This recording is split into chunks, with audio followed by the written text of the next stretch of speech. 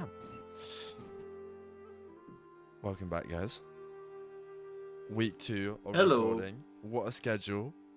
We're back. We're so back. I mean, we have Skilton back with us now. Mr. Fernan, he's back. He's here. Brighida on the phone already. What a surprise. Ignoring the party once again. But as times for questions, I would like to do a question warm-up wise of who is someone your character looked up to in the past. Normally we start with stranger, so I think we'll keep that going. Do you want to start us off? Could I just get a moment to actually get up my bloody lore document for once in my life, so I don't have to remember people? Someone else can go first. Tab. Yes. Mr. Fabian, do you want to go first? Sure can. There's probably two, and probably like the only two that I mentioned in my backstory are people that Fabian looks up to. There's one that is the his like sergeant or commanding officer, Captain Helm, who's like a father figure since Fabian's been training for a long time and has had him as a mentor and teacher and a confidant and so on and so forth. And then there's like the big guy, Tishrin, who's like, whoa, I want to be that guy. I want to be just like him. I want to be the best of all the wizards that's ever been. Nobody's better than me, and he wants to be like that guy. But those are two people probably, and also the only two that I mentioned. So yeah, boom. Ooh, learning some more about Fabian. Yeah. Captain Helm, Mr. Helm, said he was a teacher, right? Yep. What type of stuff did he teach? Magic. Ooh. Magic. So it's kind of a... I don't know how to describe the relationship, but it's like you have a teacher that's your mentor, like he teaches you everything, like sort of old school apprentice master sort of stuff. So it's him and probably 7 or 8 other wizards in the same group that have been taught by this guy, who's kind of taking on like a fatherly role for all those guys. Anyone got any questions?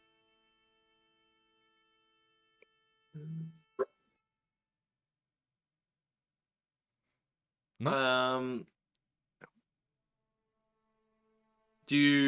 Does the character still look up to them, considering like are they still relevant to your, considering you're Probably. you're in Druska world now? Like, yeah, so you've seen some shit. Yeah, because Fabian isn't really sure how he stands with his old friends. If he meets them again, he doesn't know if it will be welcome back. It's like, oh, you've come back on successfully from this assignment, or if he will be branded as a traitor and a deserter. So it's kind of a great point of stress. He desperately wants to make sure that when he meets them again, it's as friends. But just the thought of meeting them again is also a great point of anxiety and fear. Okay. Stranger, or now known as Garrison Lockheart fully. Yup. Who's someone you looked up to in the past? Well, I think there is someone we can completely rule out. I've looked up to many, many people throughout my life. Those who can walk the streets and keep their heads high. It's always been some sort of fascination of mine. But there's one man that I can sort of attribute my prolonged existence and prolonged happiness for. And his name was Warren van Anderberg, Dr. Warren van Anderberg. He was a mentor to my father, Emmanuel. Taught him everything that he knew. And when he left, Van Anderberg took protection of me, took guardianship. He filled the void that my father left me when my mother died. And he taught me everything, everything I needed to know to make my way through the waxing and wanes of the difficulties of life, something that Emmanuel never bothered to do. He was a great man. In his life, he was a blood hunter, and a very skilled one at that, but towards the end of his life, he decided to put down the sword and become a physician. That's where he met my father, and eventually me. He looked after me, both as a healer and as a father figure, and when he died, it took everything from me. When I finally met my end, the first thing I tried to do was find him in the afterlife in Druskenwald. When I quite quickly discovered that he wasn't there, I knew that he had moved on. His life had been fulfilled, and I couldn't blame him for that. But I do owe him. I owe him everything.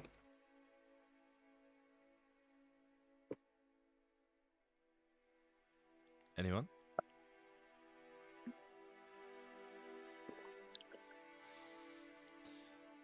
If you happen to see him again, what would that interaction play out like?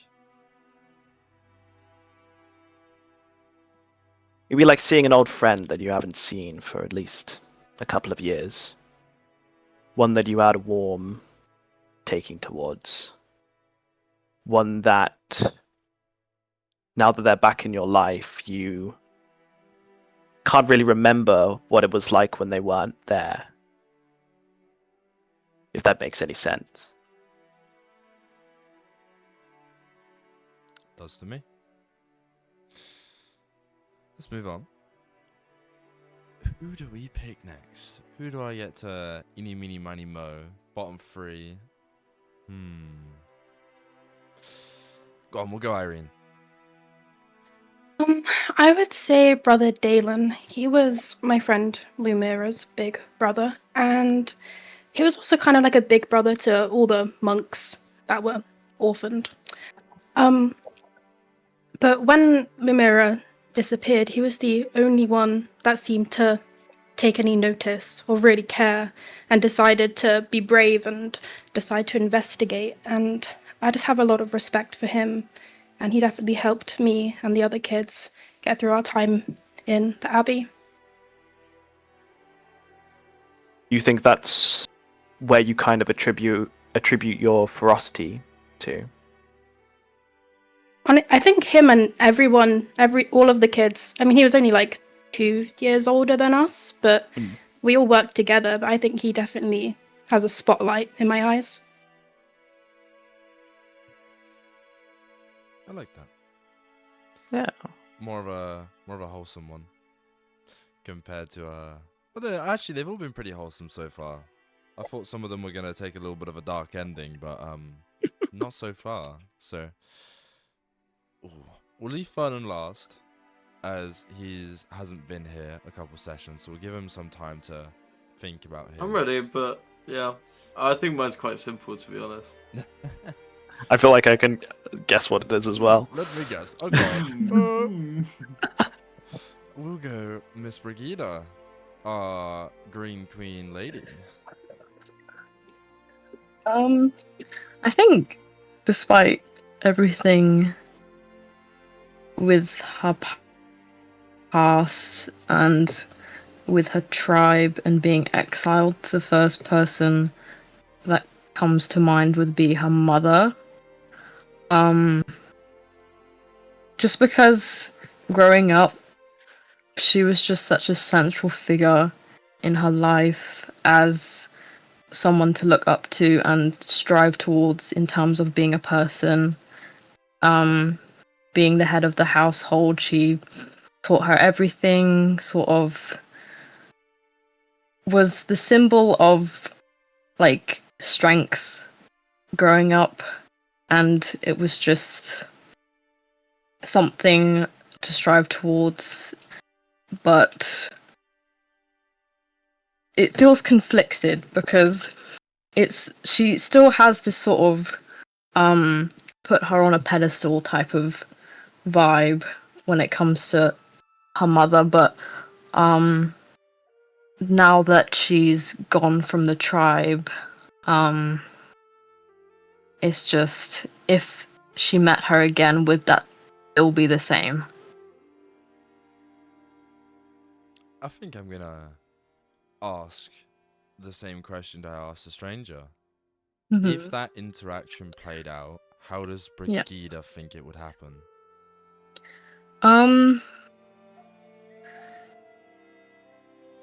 I think she fears about the person she thinks her mother is and who she actually is. So, sort of facing the reality of who she really is and what she actually means will really change her feelings towards it, I think. That's a crazy question, Maple. Thank you very much. No, they've all been pretty wholesome. I think so far, it's all been a bit like we want to know a little more. So, I guess today, despite being a Skitter Deep mine, or as it was known before, Glitter, may have to get to know each other a little bit more, guys. But him himself, meditate for 2 weeks, no armor, Andy. Fernan, the Oath of Castigation, doesn't need too much of an introduction. You know who he is. Hit me with it, Fernan. Who's someone that you looked up to in the past? I mean, surprise, surprise, but the person I physically look up to is Ulcer, my god. And there's quite a simple explanation for it, and that is just with the backstory of how long Fernan has lived for. He's been on the road for a lot of that time, and a lot of that time it was without other people. It was without the support of people he was close with or people he knew. Often people would not outlive him. He would, for what would be 50 years, a lifetime for some person.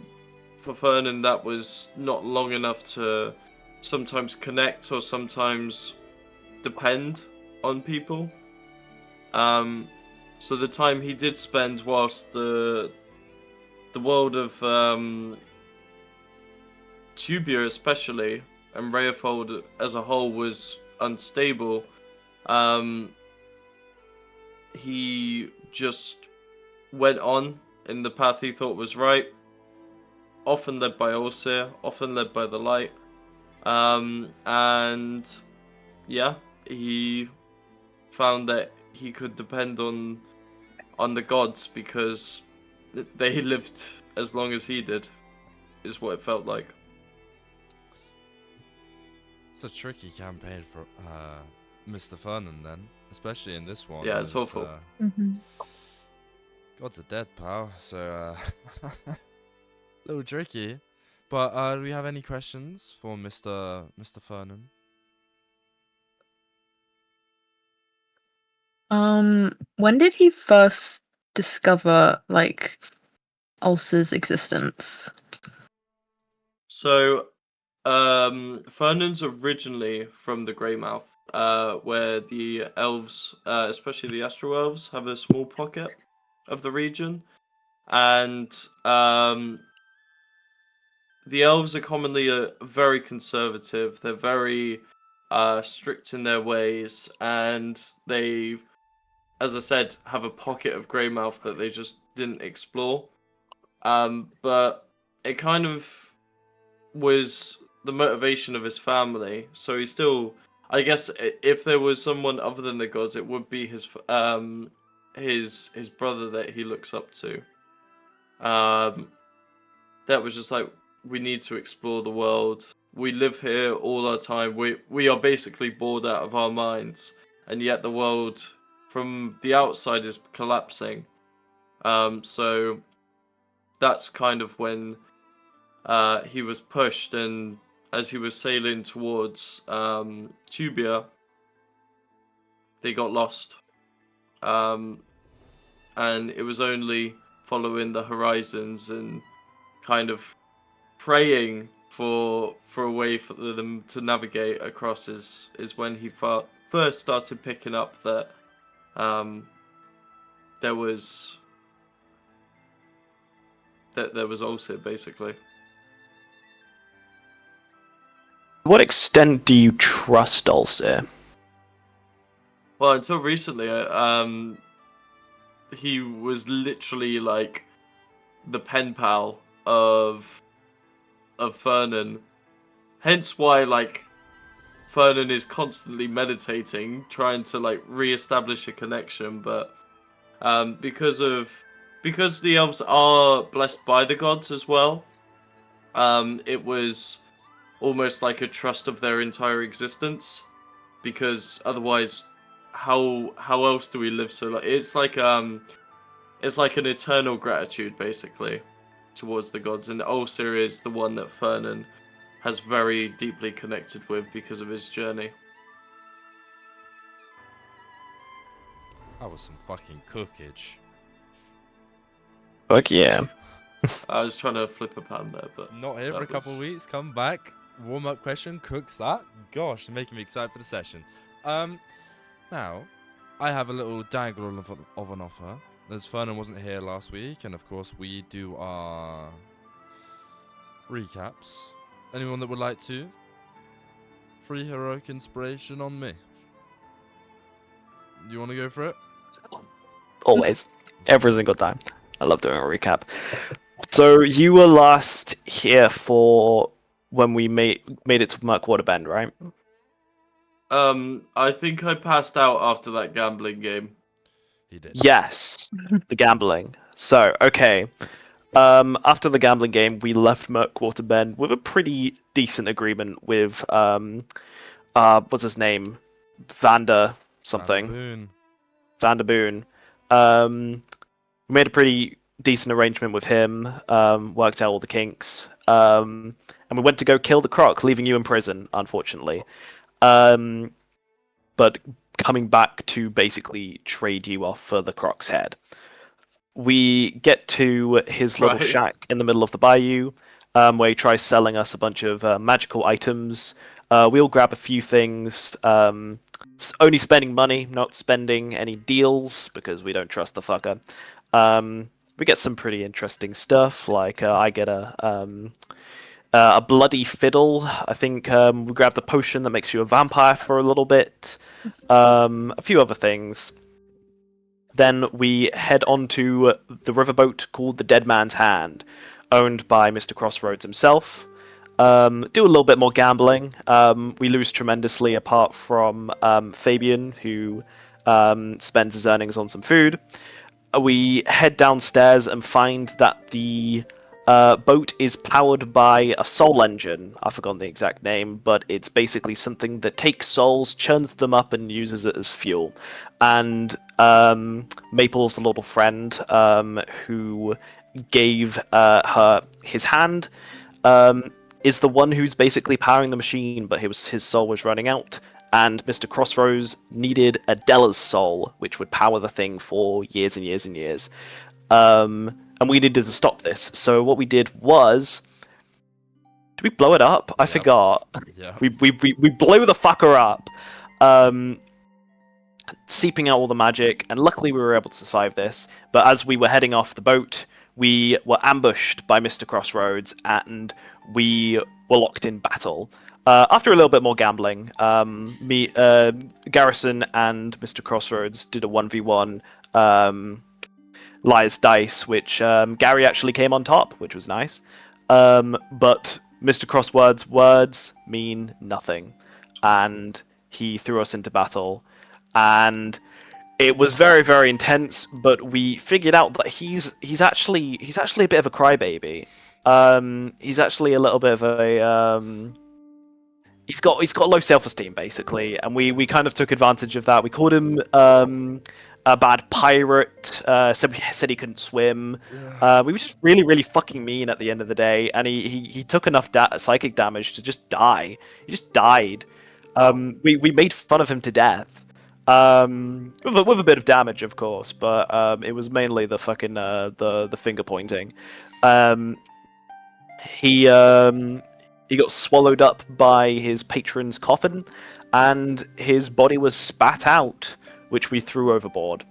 After the dead man's hand was freed from his control, it turned into a normal riverboat again. All of the civilians kind of popped out, very unharmed, and his reign of terror was over. We then decide to quickly head back to the shack to pick up some more magical items, now that we don't have to spend money on them, which is where I picked up your armor and a few other quite neat little things, which you'll learn about very, very soon. And we begin our journey back to Murkwater Bend to pick you up. When we arrive, though, it's in shambles because it was attacked by ghouls as we were leaving. Vanderboon's in a fucking mood, so we just try and kind of keep out of his way. We're like, okay, we're here to collect Fernan, and then we're gonna fuck off. But he grabs Fabian aside to be like, I'm pretty pissed that you killed Mr. Crossroads, even though that's the thing that I wanted you to do. I'm pissed that you were able to kill him by making fun of him. I wanted to be the one to kill him, and I'm a bit stingy, so I'm gonna rip up your contract in front of you. Basically spitting on him again and saying, if you ever come around these parts, if I ever see you again, you're fucking dead.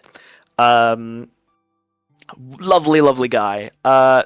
Meanwhile, we're picking you up from prison, and I'm very, very sorry, we find you in a bloody mess. Turns out, while we were gone killing Mr. Crossroads, they were relentlessly beating you to the point of death. And you're basically a bloody pulp of an astral elf. Completely out of it, worse for wear. We're just able to keep you living, but it is a horrible sight. Meanwhile, on the other side of the cells, there's this weird fucking Fredborn that's making fun of us, and Gary instantly recognizes that this is an agent of Chuckles from Pico, who we find is the pirate Belle, who also works for Big Mama, apparently. Because we're pretty pissed at Vanderboon, or at least Gary is, for hurting one of his friends, he decides to let this crazed lunatic free to mess up and basically prank Vanderboon. So we take you along with using a little special device that I picked up from Mr. Crossroads Shack. Gary has a little interaction with Vanderboon, basically trying to threaten him and scare him, and it works a little bit, but decides not to kill him because it would have been a suicide mission. But we do get a little spell in there to make him sound like a trumpet or something like that. Every step he took, he was farting, which was very, very funny. And then we fuck off back to Wickamore Village, where we find the entire place is basically barren. Oh shit! I forgot. On the way there, we also received a letter from a mysterious person that we haven't met before, basically telling us that the Wickamore village has been overrun by some sort of disease, and that everyone is either dying or locked in and keeping away from anyone else who is ill. So we get back here and it's a fucking state. Someone steals my walking stick, and instead of deciding to investigate that, I'm like, nah, let's go to the pub. We go to the Green Queen Inn and find that Martha, the barkeeper, is very much worse for wear. Black buboes are all across her skin, and she's feeling very, very ill. But we're able to kind of keep her up going a little bit more with lesser restoration. And then finally we leave the pub, and the mysterious stranger who stole my cane turns out to be Adela. Pretty pissed that I just completely ignored her. telling us what has happened since we've been gone, how everything's kind of fucked, and also that we need to talk to the I've forgotten her stable man's hand, something like that. No, fuck. Butcher's assistant.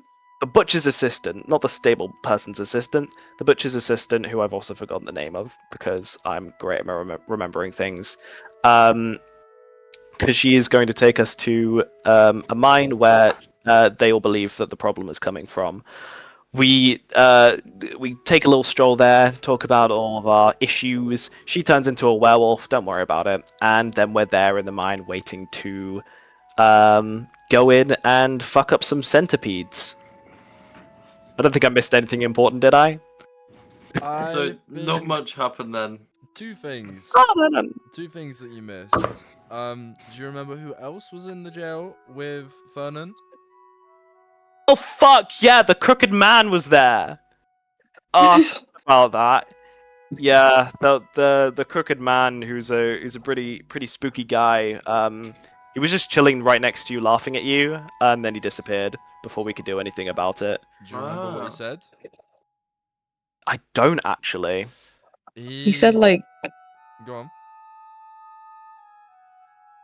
Oh, she's on mute. She's on mute.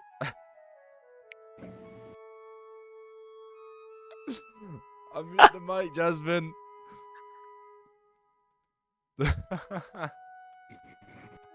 She's having mic issues. I will wait until she does unmute herself and let her do it. But while she's doing that, do you want to tell Fernan what's the situation with him?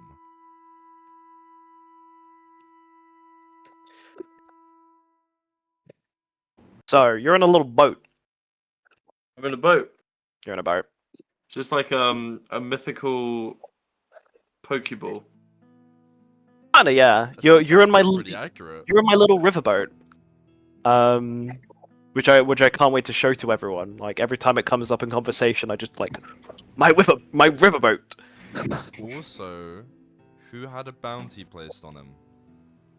Fabian. I thought that he had a bounty placed on him, but I You have a wasn't bounty on me? sure. No, there's No. There's no bounty on you, but there's a bounty on Fabian. And he had Not that yet, anyway. really cool aura moment where the last thing he said, he popped the eyes in the back of his head and was like, I'll be watching as well.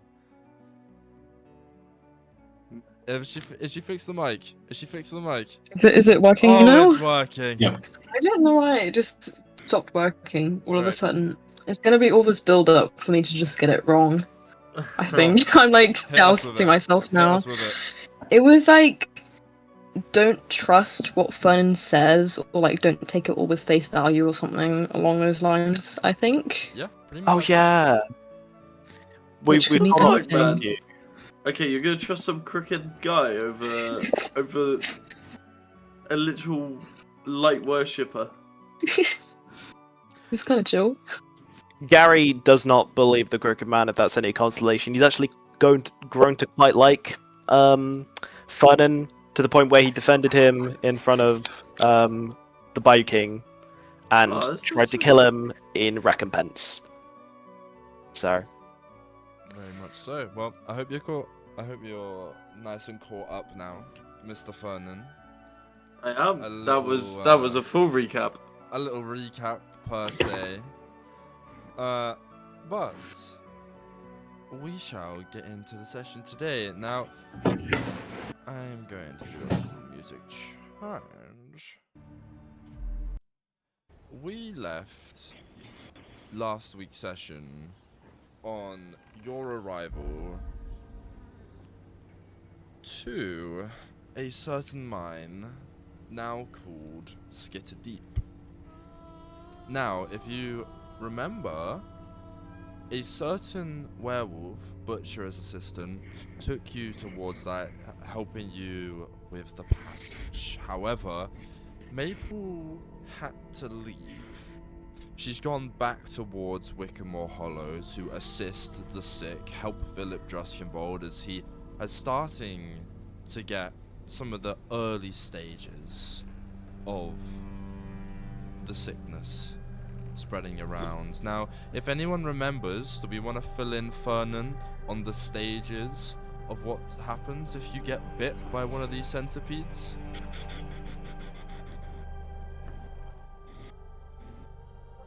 What is it, like fever? Oh. Yeah, it's fever. Does it go into the black spots It does. on your skin? Yeah. Then you start throwing up black bile, and then you die. I'm pretty sure. 100% correct. 4 stages. Fever, spots, bile, death. And that all happens within the span of 2 days. So it's a pretty deadly sickness. Now, the group managed to, with this note that was seemingly sent by someone from the village, however, no one had heard about this one person, that it was a fake letter trying to lure them into it. And with that, the group, with stories and fables from the lady that took you here, are assuming that it is a hag in a coven of 3. Now, you've already taken down one hag. This is a second, which in turn means 1 more to go after this one. However, we left last session at the arrival of the mine. Old, weathered buildings kind of sit beside a large hole dug deep into the earth. Darkness within, a very strong, inky black. A wooden beam extends from one of the structures, which holds quite a heavy chain that lowers into this abyss. Not far from the shaft, broken iron mine carts, rails lead to a lumber reinforced tunnel. The entrance built into somewhat looks like a wooden bridge. The stench of rotting meat, sweat, iron hangs around into the air. And we stand at the entrance of, I believe, hang on, sorry, I'm just getting it up. Skitter mine. Skitter deep mine.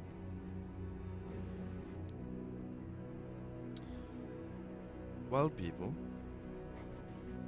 welcome to this week's session. Brighida is having issues with her mic. I think I fixed it. Oh, she maybe. fixed it. You have. I don't know what's going on, but it keeps connecting, so hopefully it stays fine. Hopefully it Anyways, stays. Well, people, emerging from this deep forest in the midnight hour, I would say the time is around 1 in the morning. The sky with that purple deep hue towards it, the clinking of iron kind of rustling in the wind. We arrive at a skitter deep mine.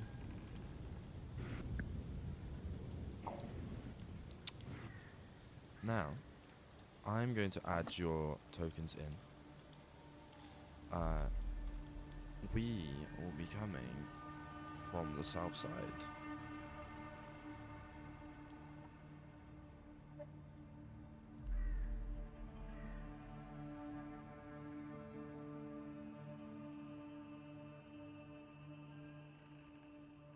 I'm adding Fernan in only because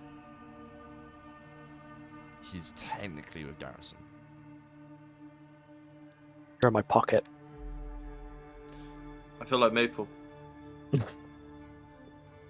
Yrene, what's your passive perception? 13.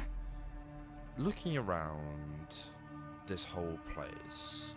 Brighida to your right, Fabian 2 paces behind you, kind of scouting this whole area, making sure no centipedes or anything crawling are around. The wind kind of rustling next to you. In front of you, I'd say 20 feet maximum. A broken sign hangs on a door to what looks to be a warehouse. The faded letters once read, "Glitter Deep Mine." But the 2 first letters have been painted over by a vandal in this deep purple hue, kind of blending in with the sky a little, but clear enough to read, that now reads "Skitter Deep Mine" in weathered writing. The door hanging mostly open in its frame, from your point of view, revealing a long aisle filled with damaged shelves and scattered rubble. Now,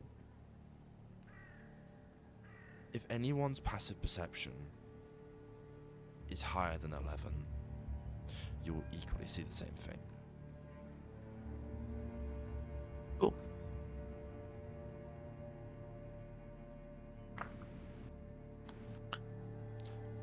What to do? Where do we go from here? I would like to go check out the sign that's been painted on. Go for it. What are you trying to look for? You said it was a purple paint. Yes. I guess it's the same shade as the critters that we saw back in the village. You would be correct. Or similar. I want to see is like can I figure what is the paint made of, or is there like anything painting supplies or anything nearby? Well, to your knowledge, kind of scouting around, this is a warehouse. The debris kind of all around the floor, the outside, making it quite obvious it may have been brute force broken into. Debris kind of cluttering nearly every possible space nearby, the outside, the door frame, the view of into the inside. And as you come over, kind of run your fingers along this paint, kind of mold it in your hands to see what it's made out of, the strong odor of sweat and sewage with a thin greenish haze to it kind of hangs in the air, and you hear the sound of a very guttural snoring, wet lips smacking, and they're able to see the source. 4 humanoid figures sleep on sheets of rusted metal, horribly mutated and warped with disgusting bellies that kind of mole-like claws around them, bulging eyes and stringy, wispy hair.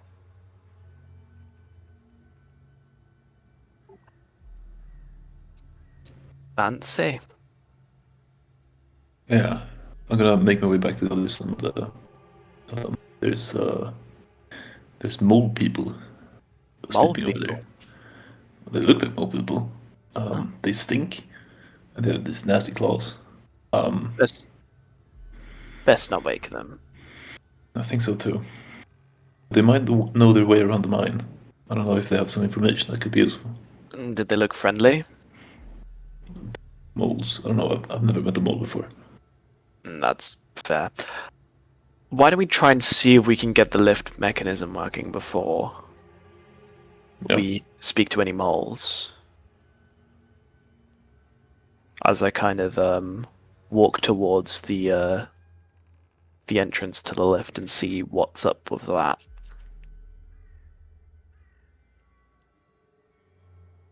Walking towards this bottomless pit of a shaft, adorned with this kind of metal, somewhat claw attached to it. The building, it extends to a little gate on the outside. A rusted chain kind of extends from this ramshackled building to scaffold over this bottomless square mine shaft, and then it descends into this darkness below, and the hole in the earth belches a foul smelling gas of a greenish hue, the one, Fabian, you would be able to recognize from the warehouse.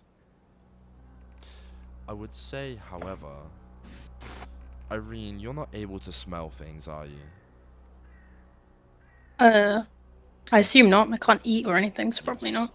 So, to you, this would be perfectly fine. Nothing looks normal. However, the appearances of faces nearby, you can tell this is not a pleasant smell. I hope we're not breathing in that illness, but it seemed like it was only contact-based, wasn't it? That's what I thought. Could get another illness though. Might not want to risk it. Well, I feel like we, apart from you, we might all need checkups after being down here.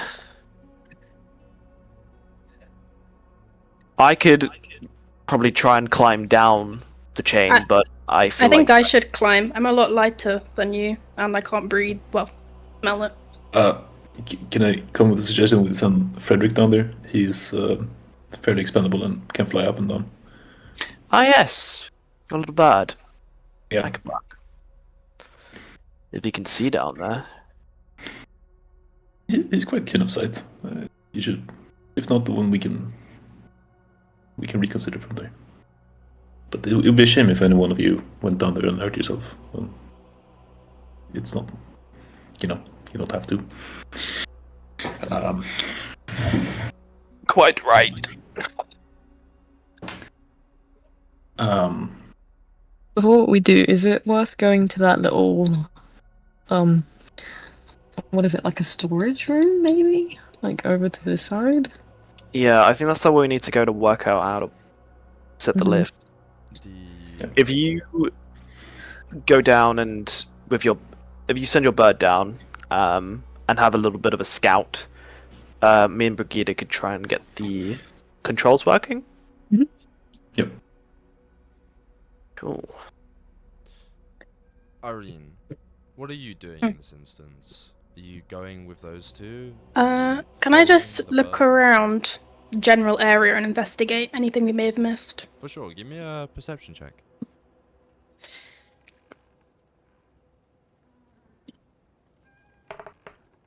Ooh. Oh. That's a great start to the Not day. great. Mm-hmm. A 2, but a +3 turning it into a 5. Now, kind of surveying this whole area, Fabian kind of on his knees starting to... Is Frederick still with you, or are you Yep. conjuring Frederick? He's here. I can just like make a poof, and he'll appear on my wrist. Kind of seeing Fabian summon Frederick, surveying along this whole thing, the purple haze slowly starting to combat against the green one coming from these rooms. It's almost like they're fighting each other. Territory around this place is odd. To your vision, apart from the debris and everything like that, nothing too obvious is poking out apart from the bottomless pit. Okay. I'll probably go over with Brighida and Garrison as well. Cool. Brighida, Garrison, Yrene. Mhm. The smell of oxidized metal emanates from this rusted, ramshackled building. Warped gaps in wall planks and molded holes in the roof seem to belch thin green gas once again. A heavy chain runs from the inside of the southern portion of the building over a mine shaft before it descends into darkness. Now, if anyone would like to give me an investigation check, you may do so. Yep. 25. That works. Ooh. Wow. Brigida's kind of clueless on the floor, but Yrene, kind of putting 2 and 2 together, it's quite obvious that this is a larger building. A building typically used for machinery, whether that be repairs, operating, building new parts. It's an oxidized smell. This is the machine shop. Okay. I'll tell them, guys, this is so clearly a machine shop. Yes, I also knew that. Do you think if we head through here, we'll be able to operate the lift? Was it, or like a chain? Hopefully, if it Okay. still is running. I use my cane to prod the door open. With a slow creak, this room contains dozens of old mining implements and scattered refuse.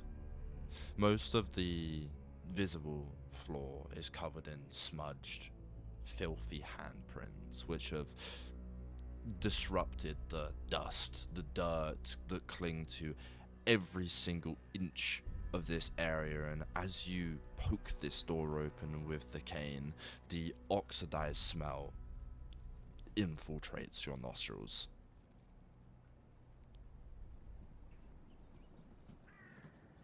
Lovely.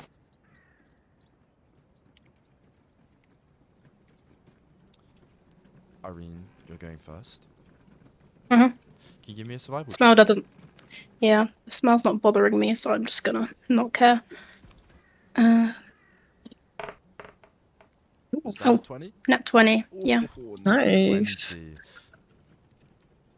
Going first, unaffected by the smell. Amidst the dirt, the filthy handprints are laid out in a weird anatomy. Being a monk's familiar with the way that bodies have to move with biomechanics, it looks as almost like whoever was in here was walking on their hands. There isn't two sets of footprints anywhere to be seen. It's just handprints scattered along the floor, leading to the south door in this room.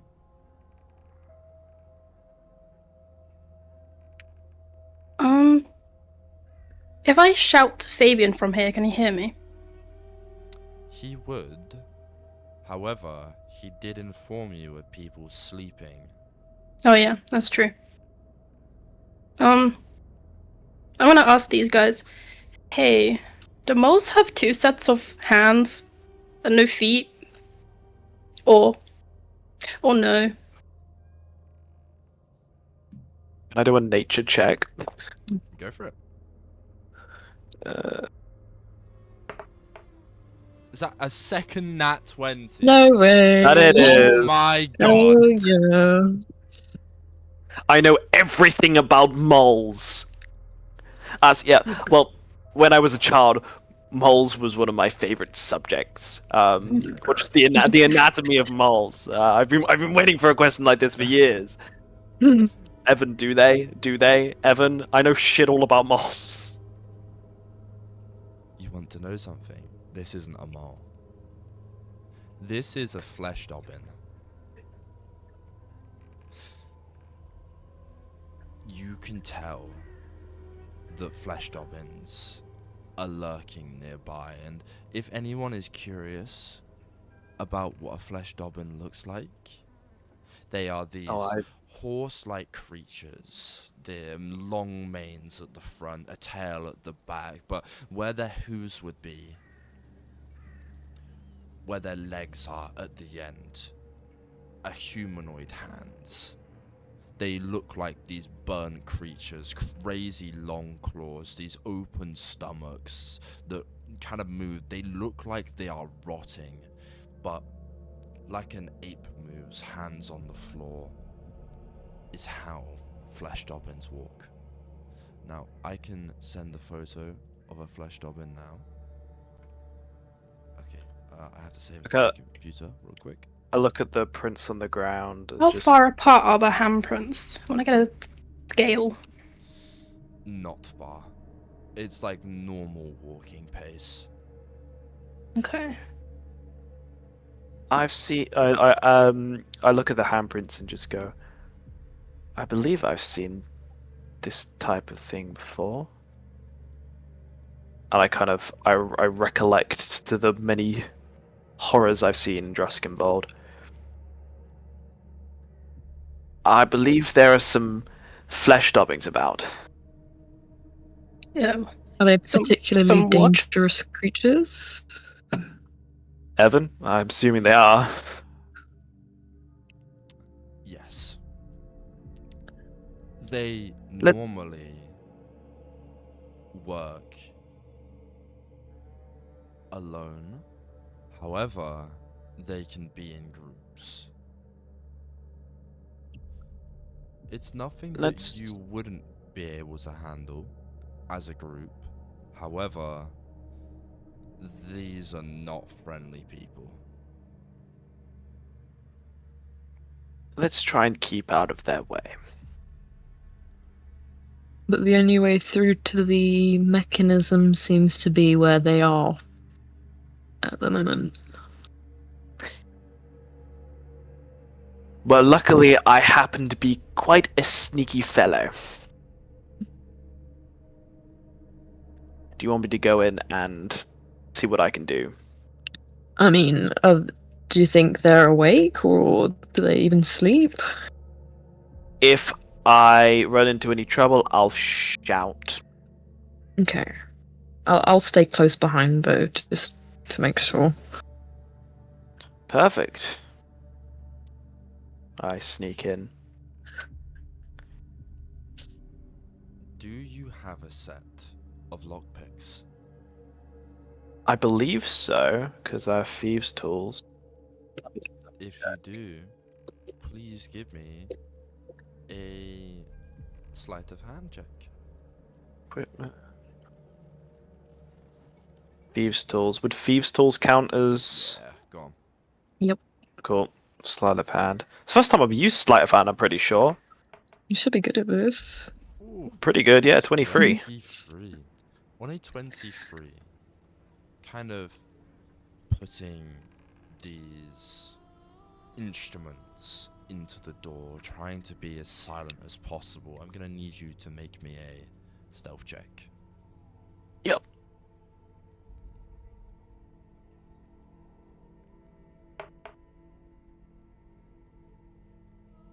Does 29 work? Well, does a 29 hit? Shut up. Remember, I can't roll lower than a 10 for stuff that I'm proficient at. I know. Whilst creaking this door open, using these instruments, this filthy room in front of you stinks of mold and stale sweat. 4 piles of rubbish draped in rotten blankets and old cloth. you can hear a squelching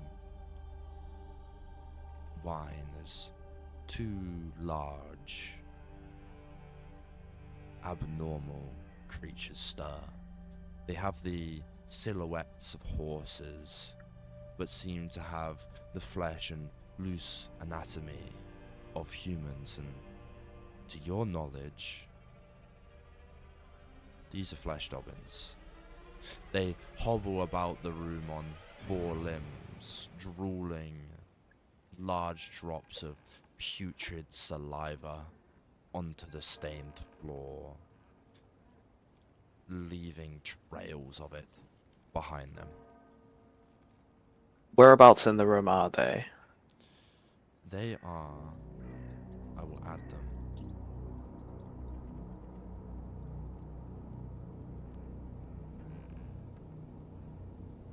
One there. And one right there.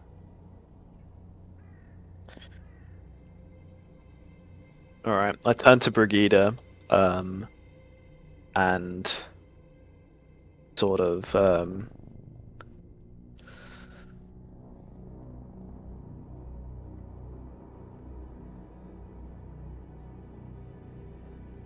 as I...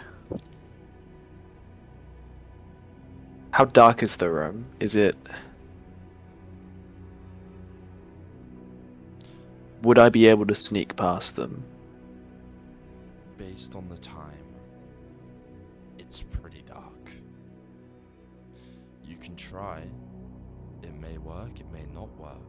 However, if they make a noise, the people in the warehouse may wake up. Do they count as humanoid or not? I will tell you that now. That is something that you would probably need to do for me. But I would say, give me an insight check. I'm feeling nice. 15. I would say, based on their appearance, they are not a humanoid creature. Okay. Okay. I'm gonna risk it.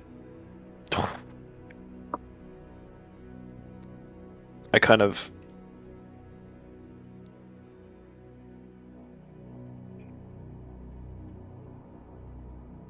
As I sneak really silently through the corridor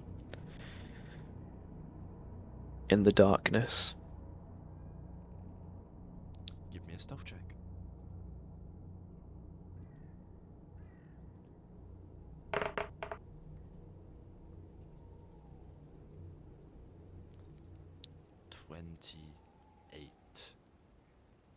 Fuck me.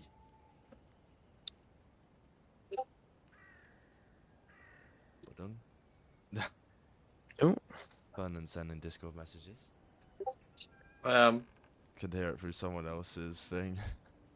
It's kind of true though, no? Yeah. See it, yeah. Yeah, I see it. Yeah. That's how they're gonna have to be reacting after a 28 gets rolled every year.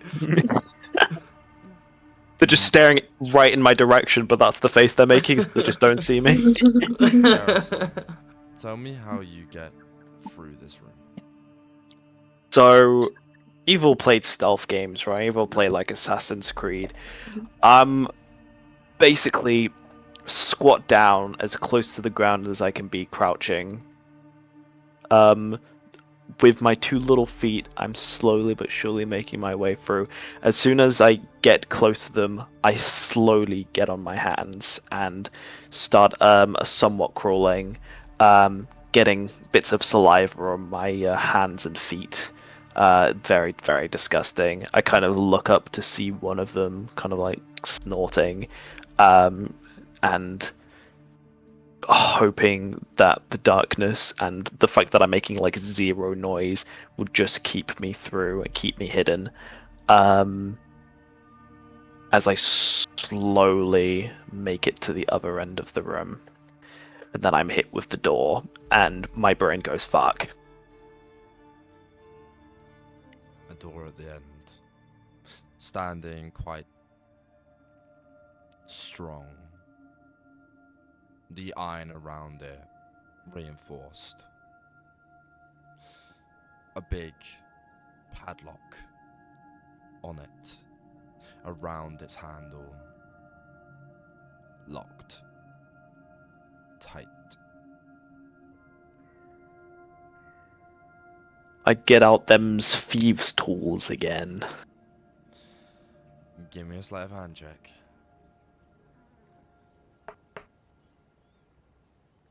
Okay, so that it's not a 1, it's a 10. Because That everything, scared me every so much when you rolled a 1. yeah, don't worry, we can still. That's an 18. That's an 18. Jeez, how's that an 18? I want to just quickly double check that it. Where's the ability? Class features, scan, blah, blah, blah. Reliable talent. Whenever you make an ability check that uses one of your skill or tool proficiencies, you can treat a d20 roll of a 9 or lower as a 10. That is. So I rolled a 18. 1, which means it becomes a 10 plus 8. On an 18. So where does the 19 come from? 18. It was 18. Oh. He gets it from his trait. Garrison, tell me how you unlock this door.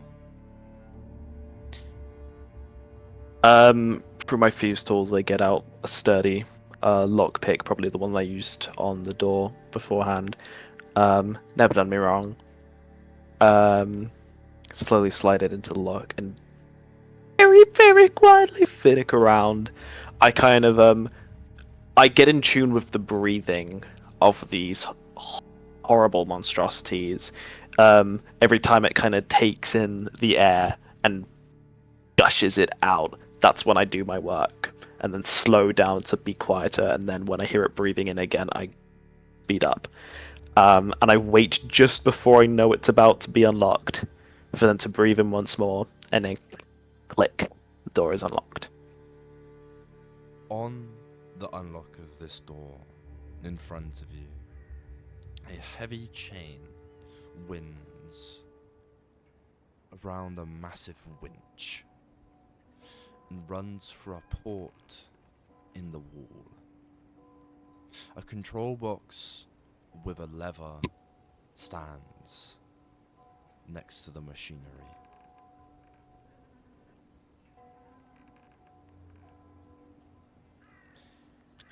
Looking at the lever, looking at the door, I enter the room quietly, and I try to quietly shut the door behind me and bar it up. Is there anything else in the room that I can use to do that, or? Nope. Okay. I kind of close my eyes and gulp as I reach to pull the lever. As you pull this lever,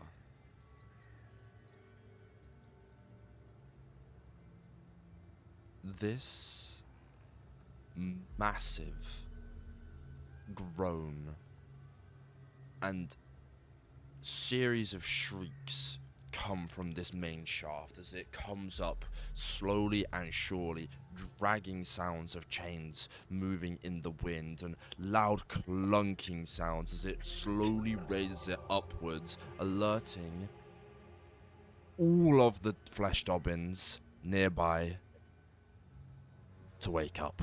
However, the shaft has reached the top of the mine, providing a way down. Yay! We did it, guys! How are you gonna get out of that?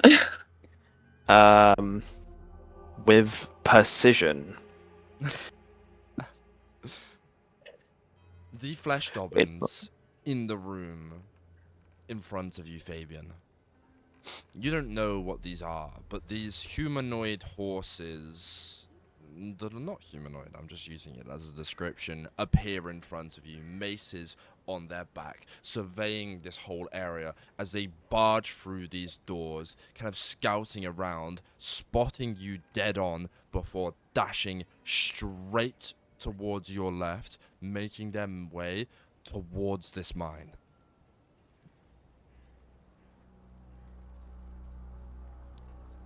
Yay. Awkward. You can deal with that, right? I think you're muted. Where are you going? You're speaking to them. Yes. You kind of hear guttural groan as saliva spills kind of onto the tracks on the floor, and as they kind of sprint past you, scanning the whole area, surveying their outfits that they're wearing, quite similarly they resemble the previous miners before. I'm with the miners' union. I'm here to do safety inspections on the mine.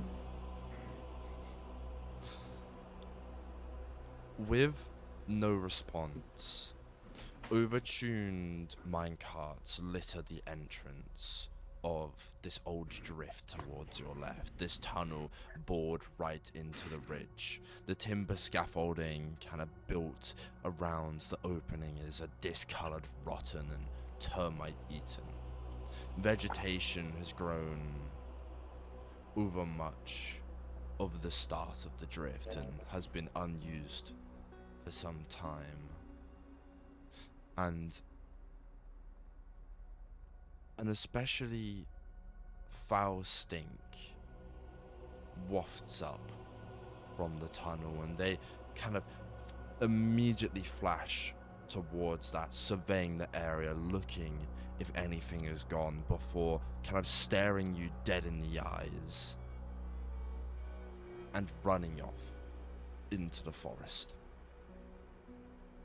Well, fuck. I'm gonna book it towards where the other guys went. Did I see, or was I looking through Frederick's eyes? You would have seen them go that way beforehand because you talked about it. So you would assume that they have gone that way. Yeah. So I'm just gonna book it to where they are as fast as I can. Brighida, the door in front of you is wide open.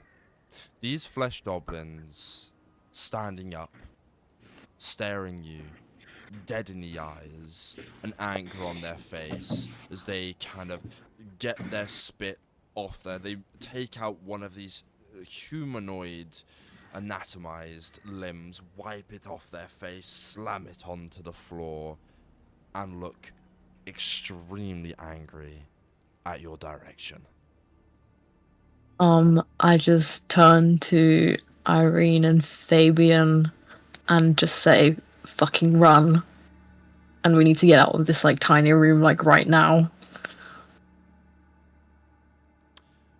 Do I see them from here? You would not, Whatever she's talking unless about. you go deeper into the room. I'd say you're about at the entrance before you've seen Yrene on your right and Brighida stood right in front of this door. And she looks terrified and is telling me to run. Yeah. Yeah, I'm gonna like get out of the room and start like grab Yrene, like pull her out. Brighida, Mhm. what are we doing in terms of these flesh goblins? Are we shutting the door or are we just booking it? I would like to cast a spell, actually. I'm gonna make my way out, but I'd like to, like, cast a spell Go in for the it. room. I'm just picking which one. As I'm making my way out, I'm sort of looking in the direction of the room with the flesh goblins, and I'd like to cast spike growth on the ground that they're standing on. Very nice. hold on, let me find the. So in a 20-foot radius, a lot of hard spikes and thorns sort of just dramatically emerge from the ground. And it will make the area difficult terrain, and any creature that moves between it will take damage. Can I like make it a little bit more so Garrison's not in it? Yes, or I was as about I'm to moving? say Garrison wouldn't be in it. It would Okay. just be the whole room. I just wanted That to whole put a room. thing on it so it would Okay. emphasize it's in there. Yeah, so as I'm doing that, I'm running out of the room with everyone else as well. So let's go, guys. Fabian, Yrene, what are the reactions whilst this is happening?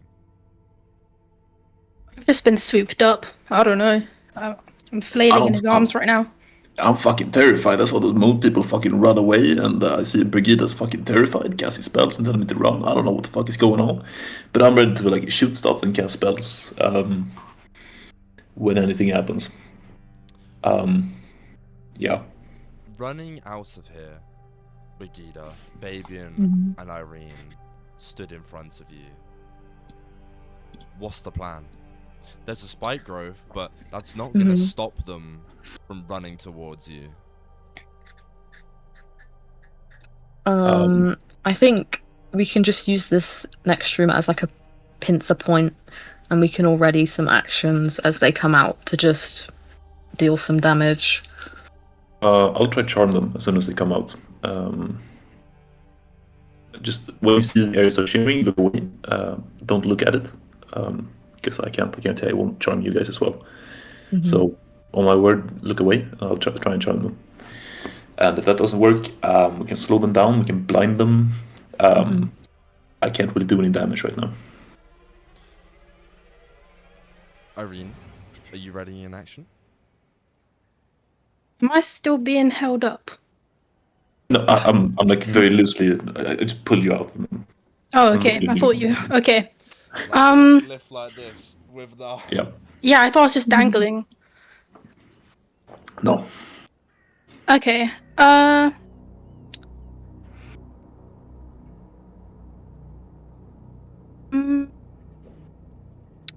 think I want to try get closer to the mine shaft thing. It is at the top now, so if you would Yeah. like to go down, that is possible. What does that look like? Is there like a cage on it, or is it how does it look? It is a wooden beam transported upwards by two connecting chains that dangle. It's very rickety. It doesn't look like it would stay together that strongly, but it can hold a lot of weight. This is a thing that by just pressing some buttons on it can select the floor to go to, whether that be the bottom floor or wherever else is in that mine. But going down in there, you'd need to get the information of Frederick or Fabian, but based on the actions that happened, I would have said Frederick didn't probably have a lot of time to go in and view everything that was down there. So going down there is going into the fog of war. Yeah. You get any information about how far down the shaft goes? The shaft, I would say, Frederick was able to gather information of it going 60 feet down. Right. Ribbit. Okay. Yeah, I think I'm gonna try go over and just for the time being, maybe see if I can blend in with the wooden beam or something and hope they won't notice me over there. I apologize. It's actually 100 feet down. I read 100 feet. my own notes as well. But yes, it's like a 15-foot square tunnel cuts straight down into rock and it drops 100 feet from the surface to the bottom.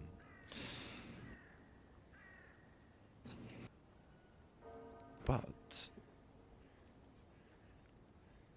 as this lift comes upwards, Yrene, are you moving towards the lift, or are you staying near the door? Towards the lift. As you're heading towards the lift, looking on it, I'd say it's about the lift 10 feet in width, so enough to fit things on it. And as it comes up, as you're walking, the sounds of it moving is being rattled, and what comes out of that is a flesh dobbin moving from off this lift.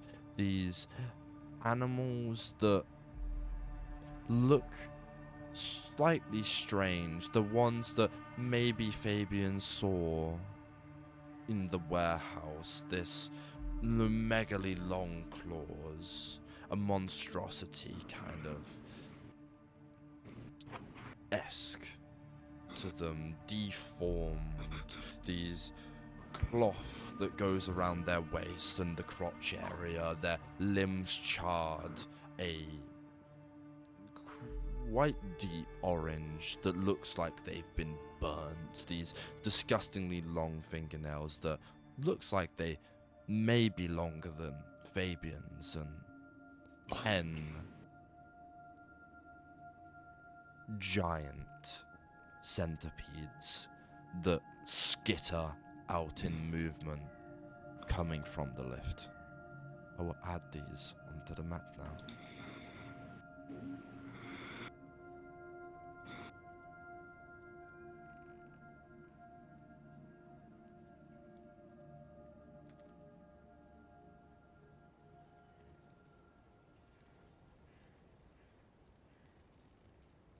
Keep track. So, They look cute.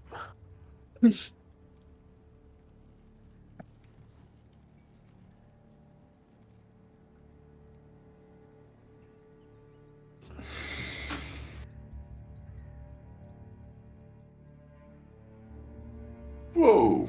Damn. yeah, sorry. Fuck. I never like to add anything beforehand because it amplifies the scariness of the event. Well, Yrene, how far would you say you would be running? I'd say it got like halfway. In front of you, stepping out of the lift, you are adjourned by that, all being alerted and brought up by the wench that Garrison had pulled.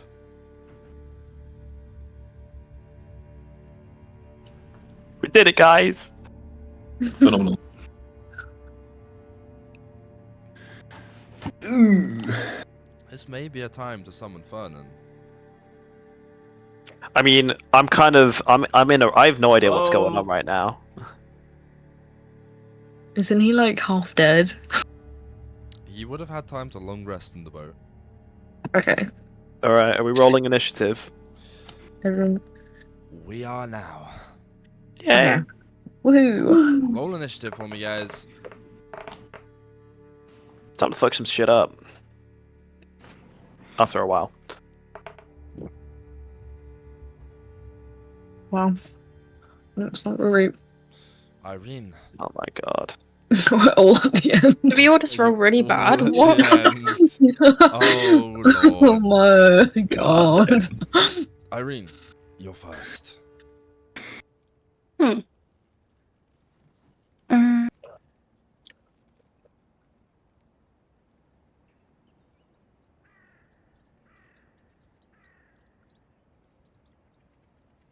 Okay.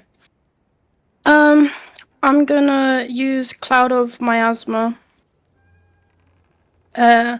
So each creature of my choice in 20-foot area of me.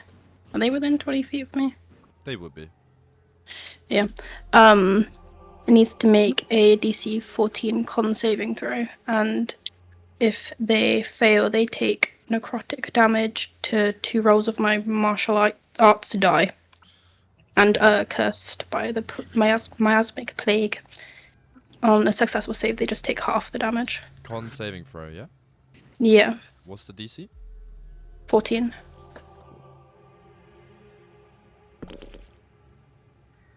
So, I can either do this the really long way and roll for every single giant centipede, or I can just roll for them all as one. I think I will roll for all of them, just to make it you guys have a chance.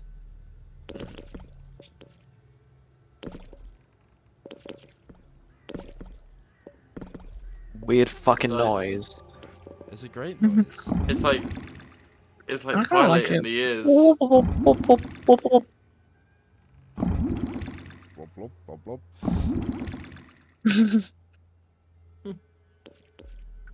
God.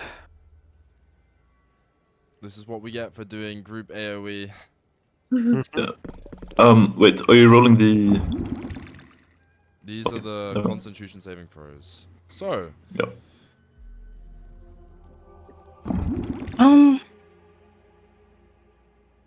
I don't actually know what my martial arts die is. okay. What? 7 of them failed, including Mhm. both Deep Drex, the Flesh Dobbin, and 3 of the Giant Centipedes. Your martial arts die, I'm not too sure either. It's the. I think it's the dice that you use for your unarmed attacks as a monk. So I think it's a D6 right now. D8. D8. There you go. Okay. Ooh. Should I...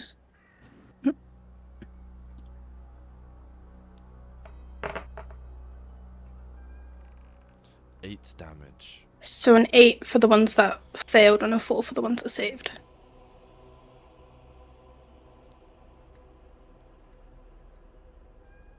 Yes. I have to. This like ruins the immersion a little when I'm editing HP on the the stream and everyone can see it. But What? people at home get to know the HPs they have. The players don't know. So Hopefully it's not a lot. Yrene, Mm-hmm. you killed 4, I believe, of the giant centipedes. Fuck yeah. Okay. Okay. Cool. They're How'd you do it? squishy. Well, I'm just kind of gonna go pow. And then there'll be just some sparkles and pops of black magic necroticness, and they'll just explode into like mini fireworks. The explosion of mini fireworks kind of all being set off around the entrance of the mine shaft. You can visibly see this thing start to sway a little and be a little raggedy in the chains holding it up as limbs of these giant centipedes are splat everywhere, legs hitting the ceiling of the shaft, blood all over the floor of it, this bubbling black bile on the floor of it, slowly starting to burn away on the wood below hands as, say, almost half of these giant centipedes were exterminated. You Okay. have your bonus action and a free action still. Yes. I think I want to move back over to these guys. Safety in numbers and such. And I'm just gonna be like, hey, I mean, those centipedes, they're not actually that strong. I think we'll be okay. Just get a hit on them and we're fine. The weird flesh things, though, I don't know. I don't know about them. And I think I'm just gonna ready my throwing dagger for next turn. Very cool. Mr. Fabian. Yes. Let me double check the rules. Can I cast 2 level spells on my turn, given that they are different actions? So I have 1 main action, 1 bonus action. Can I cast 2 spells? Or are you on the list where? If the spell is a bonus action, then yeah. Yeah. Cool. Then I'm going to say, well, let's take a look at that flesh domin then, and I'm going to do this silly thing and make a red eye appear over him, and I'm going to cast Sanguine Secrets on the flesh domin. So I get to find out target species and creature type, its current hit points, and any conditions affecting it. I also learn if it has any of the following vulnerability, resistance, or immunity to damage or conditions. And also my next attack against the target before the end of your next turn has advantage. Okay. So, Flesh Dobbin, AC 16. Yeah. HP 104. Immunities Psychic, Exhaustion, Paralyzed, Petrified. It is a large monstrosity. Mm. And it's chaotic evil. Yo, yay! That sounds nasty. So right behind us, but where they can still see it. Actually, never mind. I'm going to cast it so they can see it. I'm going to cast Hypnotic Pattern. Okay. So I'm going to tell Yrene and Brighida to close your eyes real quick. And I'm going to make a shimmer pattern. Boobity, boobity, boobity. And I need everyone that can see it to make a wisdom saving throw. Or be charmed, and while they are charmed, they are incapacitated and have a speed of 0. And before you roll the flesh dobbin, I'm going to portent his roll to a 6. So he automatically fails. He just rolls a 6. Okay, so he fails. Yeah. Okay, cool. I'll roll for everyone Oh, else. So the flesh dobbin, kind of looking at this hypnotic pattern, hits the floor, incapacitated, not able to actually do anything, not moving. Just its hands and its limbs kind of buckling away as it hits onto the floor, and kind of you see it struggling. Now I'm gonna roll for everyone else. What DC is it for wisdom? 15. 15. That is a 4 for the first deep wreck. That is a 7 for the second deep wreck. Whilst I'm doing this, tell me what this illusion pattern looks like. It's going to look like a, one of those firework dragons? Yeah. Like golden, like dancing in like a figure 8 pattern in front of me. And I'm going to have my wand out and like keep drawing the pattern. It's like the height. As all of... I'm going to slightly move them out of the mine shaft, like they're walking out. As this pattern gets put in front of them, this almost crackling image of what you are conjuring with this wand kind of moving it around in a distinct pattern, you look downwards as all of these monstrosities of what has been made hits the floor, all of them, legs buckling and completely stopping from where they were originally, apart from one little giant centipede who keeps on moving towards. But apart from that, all of them have the incapacitated condition. Fuck yeah. Nice. Yeah. Super. That's my turn. I assume they cannot roll for anything to get out of this, or is there they can No, do? they can't. How long are they incapacitated for? Up to a minute, as long as I keep concentration. They can be Spell ends for an affected creature if they take any damage or if someone else uses an action to shake the creature out of its stupor. Okay. Well, majority of them are incapacitated. Brighida,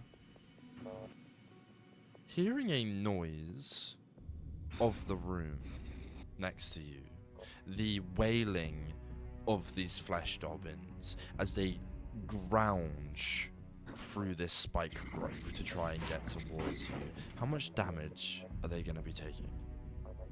So it's difficult terrain, and every 5 feet they travel through it, they will take 2d6 piercing. Okay, wow. So it would be 5, 10, 15, 20 feet for one of them to get out, Mm-hmm. 25 for another. So that's how many d6? 2d6 per 5 feet, so... God, that's a lot of maths.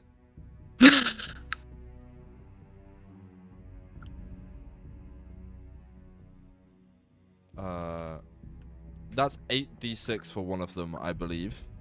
Okay. I think, to the top of my knowledge, 20... we'll roll it anyway.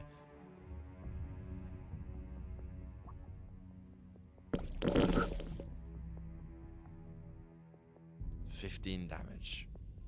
Okay. And I believe that's going to be 9 if he do 8.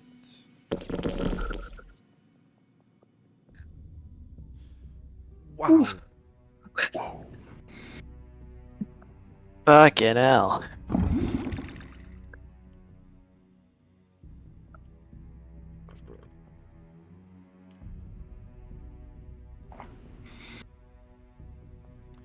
Grounding through these spikes on the floor, you can hear it as they pierce their muscles, kind of going through their tendons, crackling some of the bones they have in these loose human anatomies. As both of them, no, not both of them, sorry, only one of them manages to get out of the room. This is difficult terrain. So, with that, by the door, looking towards you, a flesh dobbin, battered and bruised in front of you, staring dead at you, is gonna gaze you down, managing to escape from this room. I'm just looking at something quickly. Brighida, staring at this flesh dobbin, getting out of this room, it has a way to slightly view through the door as it was left open, managing to see majority of you. A massive shriek comes from inside this house, loud enough for all of you to hear. And I need all of you to give me a wisdom saving throw. As this flesh dobbin lets out this guttural shriek, almost rupturing your eardrums, and it is something loud like never heard before.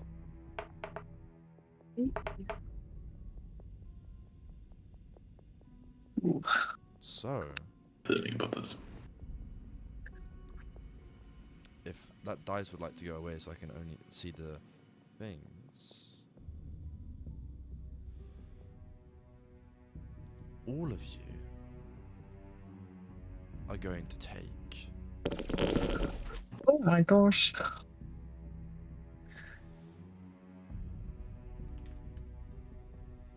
15 damage for me. Okay.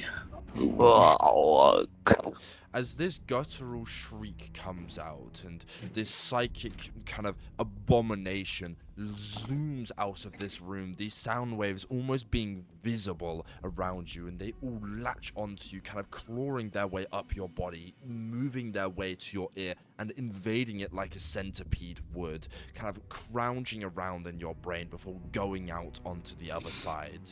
The shriek is something like not heard of before. As we move to Garrison. as Fernan Wait, technically isn't wait. here. I gotta make a concentration check. Yes, go for it. That is a. Gotta find out the DC for it first. Yeah, I think it's.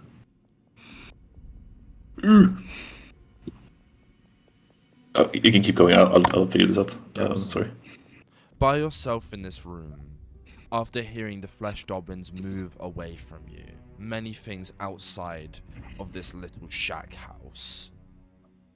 Through a little gap in the wall where this wrench goes through to hold up the shaft, you can see the images of this flesh goblin, followed by two decrepit things that you have never encountered before. These deep dressed, wearing the clothes of some miners, whilst hearing the flesh goblins screech and shriek further away. All alone in this room. What do you do? How thick are the walls of this room? Not at all. It's made out of wood.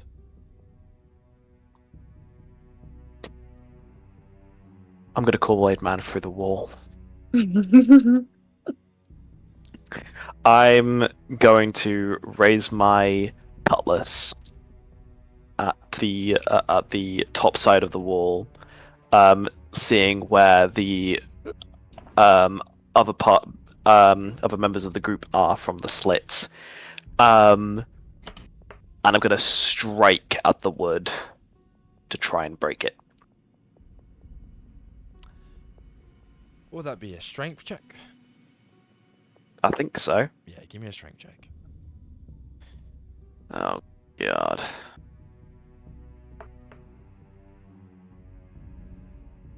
Oof. Which 10. part of the wall are you trying to break? Hang on, I'll give it a little ping me a and little- point this bit here. I would say on a 10, you can carve a somewhat decent hole to kind of shatter down and make your way through. Okay, I kind of like, with the weakness, just push the rest of the wood out the way and like tumble round, do a little roll, and then pick myself up and turn around. Ah! Do you need help? That would be great. Good. I know just the man, and I like flip out my my gown, get to my pocket, and show everyone the small toy riverboat that I've had in my pocket. And I turn to the monsters. You're in for it now, and I kind of like channel some hex magic and with like a little bit of a magic wisp. Go, Fernan! And then he just falls right next to me on a slump. Is he awake? That's the real question. Getting spit How- out of this toy boat, Fernan has been somewhat hobbling around this whole place with a makeshift crutch for days now. His view only being the surroundings of the toy boat. So, if Garrison had it in his pocket, eternal darkness. The first thing he's gonna see is the fact that I've changed my appearance. That I no longer have a beard and that my hair's slightly shorter and it's white now. I've also changed my clothes. Welcome back to the land of the living, old friend. Where are we? What is In enemy territory. is that you, Garrison? It is. I've changed on my appearance a little bit. I'm trying to be a little bit more sensible. It's not going well. Can I point your attention to the horde of horrors that is behind us? What even are those things? I mean, right. This is this is an amazing place to summon me. I've got to say, Exactly. Garrison, you've really topped it this time. But first, you best get changed, and I throw him from my many pockets a clown mask and clown clothes. I'm giving you the revelry suit, which is medium armor. I can move it to the party equipment, and then from there you can get it and put it on. So it's not the best thing in the world, but it has a few magical attributes. I don't think you can use them yet, though, because you need to attune to it. What is that face? Why is it staring You at wanted me armor? like that? I provide. Oh my goodness. Well, thank you. It's felt quite chilly without some armor for a while, but I'm yes, this is to be honest, Garrison, I don't know how to process this. Do I focus on putting on the clown suit or running away or hobbling away, should I say, from these centipedes? I mean, they look quite incapacitated, and I look towards the wizard.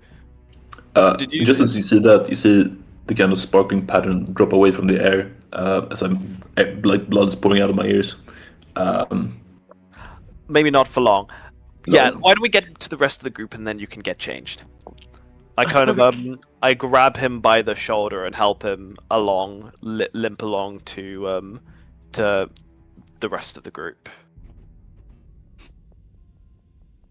And can I do a bonus action? No. You two definitely have some talking to do about this boat afterwards, bro. I kind of like sneakily put the boat back into the back into my pockets. I know we've had some tough times, everyone, but this is definitely the most degrading. And you're just, as I'm just hobbling, like, you know how you kind of like, when you're trying to put clothes on, or like a pair of trousers, but you put them both at the same time? So you kind of like, it's just Fernan just hopping up and up, just trying to like pull these weird clown overalls over.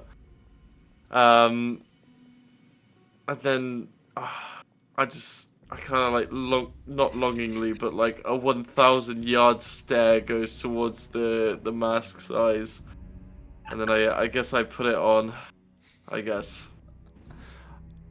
This would be Fernan's first time actually seeing Fabian as part of the group, also, because he missed the whole arc where Fabian helped out with Mr. Crossroads. So, a man from Murkwater Bend is now with you lot. Place where you were relentlessly beat to shit. Yeah. Oh, so wait, sorry.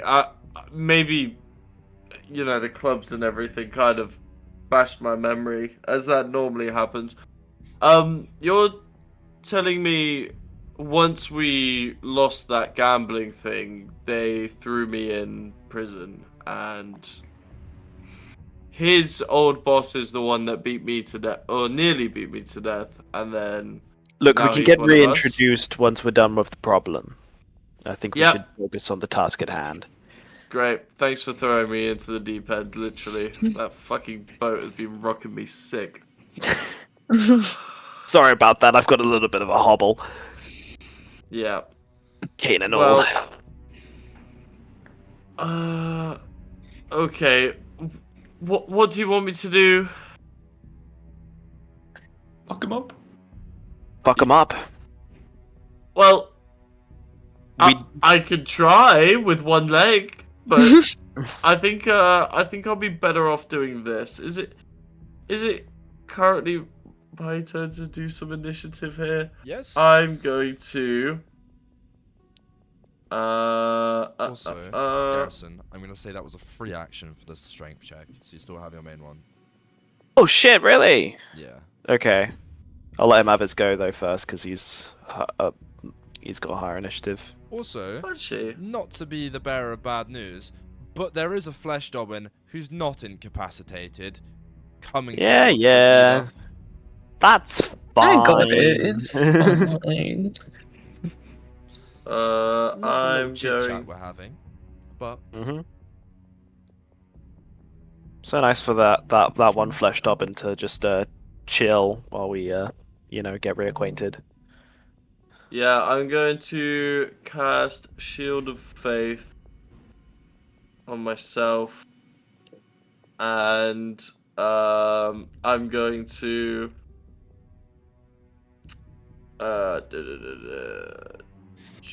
where is it? Where is it? I'm going to cast Command on. This flesh goblin is visible, right? which one?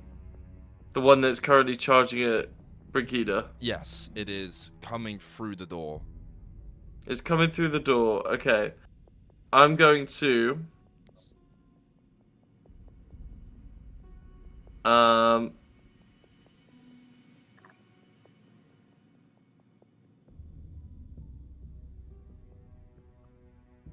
going to command it. Oh wait, I need to that flesh goblin needs to do a wisdom check. He needs to roll a 14. I know you mean save, but it's fine. He rolls a 17. And Fernan's commands still haven't improved since the one fight with Rowan. Sorry guys, I'm still feeling quite nauseous. I don't think it was very effective. In that case, I'm going to. Oh my god, what am I even gonna do? I think I will just be doing this.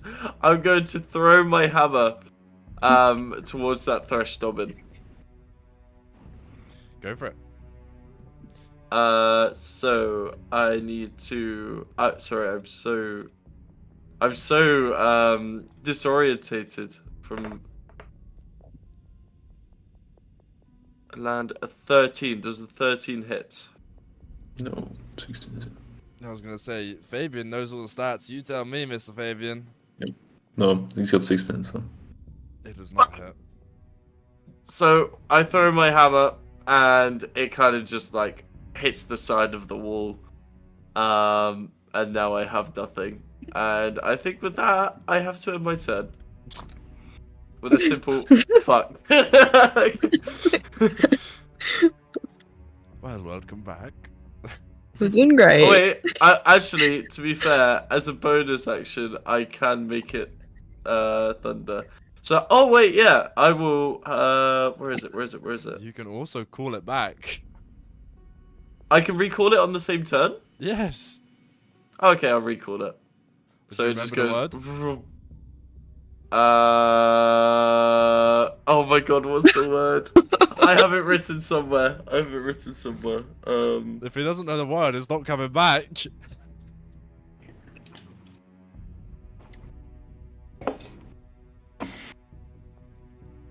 Mr. Garrison, whilst he tries to remember the word, I look at Did we record that session? we did. Okay. Good luck finding it, though. looking at Fernan's failed attack, I kind of just tut and be like, "Oh, you'll get them next time." As I flash my my Jinx revolver, spin the barrel, and aim straight for the flesh dub I'm about to charge. Go for it. Give me an attack roll. Yes, please. Fuck. That's one. You have horror dumb. inspiration, though, so... I do. I'm gonna use it. I don't want to embarrass myself in front of Fernan. Get him next time. Bang, misses. Okay, that's a little bit better. That's 22. That does hit. And that's a 13. No sneak attack damage, but that is No a sneak 13. attack, but a nice little hit. And because I'm not moving this round, I'm going to steady aim as my bonus action. I like that. Free action, good sir. Would you like to say anything? Nope. I think that sums it up pretty nicely. Brighida! Okay. For my bonus action, I'm going to cast Shillelagh. Shillelagh. And as a part of my Shillelagh, I get to have a shield, so from my gauntlets, as I do before, this gnarled wooden shield starts to grow out of my arm, and I'm going to press forward towards this flesh goblin, Ooh, at least someone's doing it. and I'm going to make a melee attack at it. Go for it. Ooh. These are some ass rolls today, I guys. know, what's going on? Used all of our luck on the nat 20s. For real. A 12 is a miss, Brighida. That's fine. I'll sort of like put myself in the doorway, basically like shield up, trying to be like a meat shield, trying to not get the flesh goblins to pass this place. I think that's all I can do for now. Any bonus? Free actions, sorry. Want to say anything? I don't think so, no. That is perfectly fine. Noticing the miss from your attack onto the flesh goblin and then backing up and bringing up this hefty oak shield, kind of gathering its senses together, seeing that anger kind of residing within you to try and do it. It wants to beat that. It wants to smack it into the dirt. It's the thing that is controlling it, giving it sense and purpose, is currently being attacked. It kind of notices you forward and it reaches with its, I'd say, front right limb all the way onto its back and takes out this long metallic halberd that it has on its back, and it's going to try swing it at your shield upwards and try and kind of send you a couple feet backwards. Okay.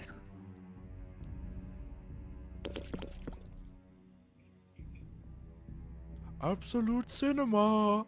Yep. Oh, fuck.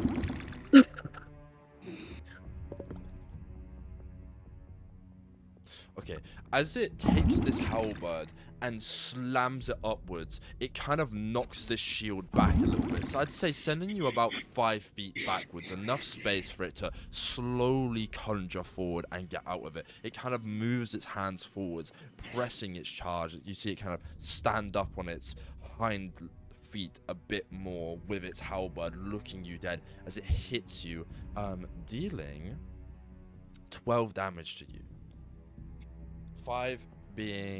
6 being slashing, apologies, and 5 being psychic. And as it kind of sends you back, its left arm is equally going to go for a claw attack. I'd say from about your lower thigh all the way up to your shield. And it's going to try and slice that damage at the same time. That is a natural 1. Wait, that's a 7. Never mind. 7. It looks Still like doesn't a hit, 1 though. on my screen. A 15 doesn't hit. No, it doesn't. As it kind of slams its claw upwards, scraping the front of your shield a little, moving around, taking a chunk out of this door before completely ripping it down off the frame. As it stares you dead in the eyes, some of the saliva kind of dropping onto the floor with a very anguished look on its face. Did you say I moved 5 feet back Yes. as well? Okay, I will do that. It is Irene's turn. Yeah, okay. So I have my dagger ready to throw, so I want to try and chuck that into this thing's face that was attacking Brighida. Go for it.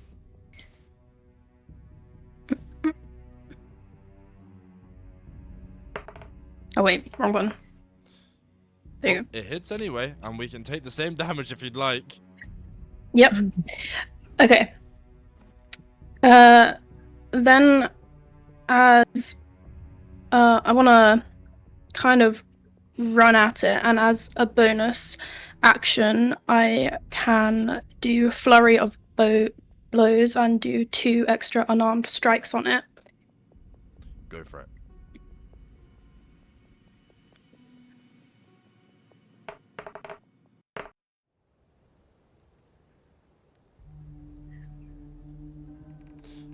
A 17 hits and an 8 misses.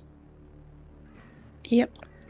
And I can also, when I use flurry of blows, I get an extra 8 damage on whenever I roll from Claws of Pestilence or something like that. Nice. So how much Yeah. damage is that going to be? 12. Oof. I like it. What does it look like? Oh, is he...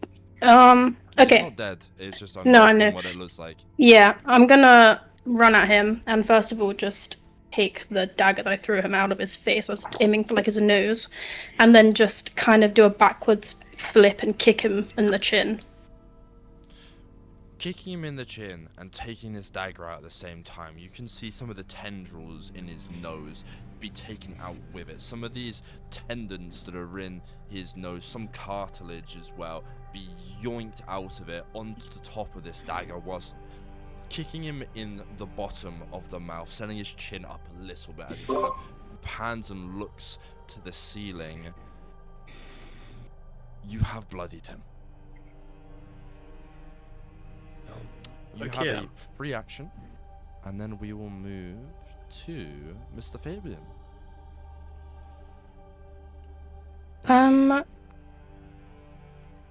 How tall is like the building that we're next to?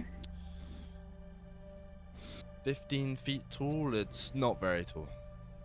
Can I just climb it and get on top of it? Yeah, for sure. Give me an acrobatics check.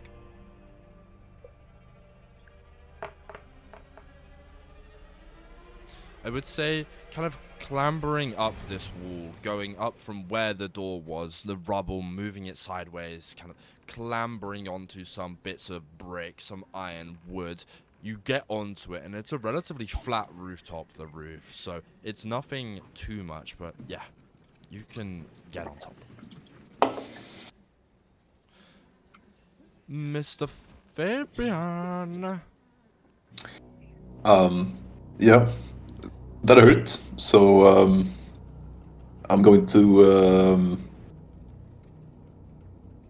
I'll go to the guys in front of me and look at Garrison, who like has appeared next to me, and I'm gonna say, it's time for Plan B, and I'm going to like envelop myself in a cocoon of like glowing threads, and a second later, a giant T-Rex is going to pop out, so I cast polymorph on myself. Fuck, he's custom polymorph! Yeah. Oh my gosh. What's he polymorphing into? A T-Rex? A T-Rex. What Can the you do that? fuck? Yeah. That's some fucked up world shaping right there. Just taking your job. I forgot how fucked up polymorph is. That's Yeah. perfect. Boy. Yeah. So yeah, you're gonna see a big old pale-looking T-Rex with a big floppy wizard hat and slightly too long claws. And it's gonna like go and bite the little guy, bite the little flesh goblin C, who's yeah. He'll have advantage because he's incapacitated. Okay. So Fuck yeah. I just gotta. I'll just say it's a guaranteed hit. But if you want to roll anyway to see Okay. if you crit, be my guest. I just gotta check out what the bonus to attack is for a T-Rex, Also, because I dropped the tab. Mr. Fernan, the word was here. Or no, the word was word to bring it back because you never changed it. No, you gave me like that's what you said it was. I didn't realize you could change it. Yeah, So it's just word? Yeah, the Like word to word? bring Seriously? your hammer back is word. Oh, word. Wait, can I not? Since it's just Wait. since it's just not a spoken rule, can I just not like recall it on other people's turns as well? Good. You can. So, Okay, 40, great. A 17 is a hit on the flesh dobbin. No, it's a 10 and a 7, so it would be 17 and 20. Okay, well, both So are I get 2 hits. attacks. Yeah. And let me see here. I do 4d12s plus 7. This is nuts. A fucking Perfect. T-Rex. Yeah. So first attack is that plus 7, so 22. 22. And then I do another attack.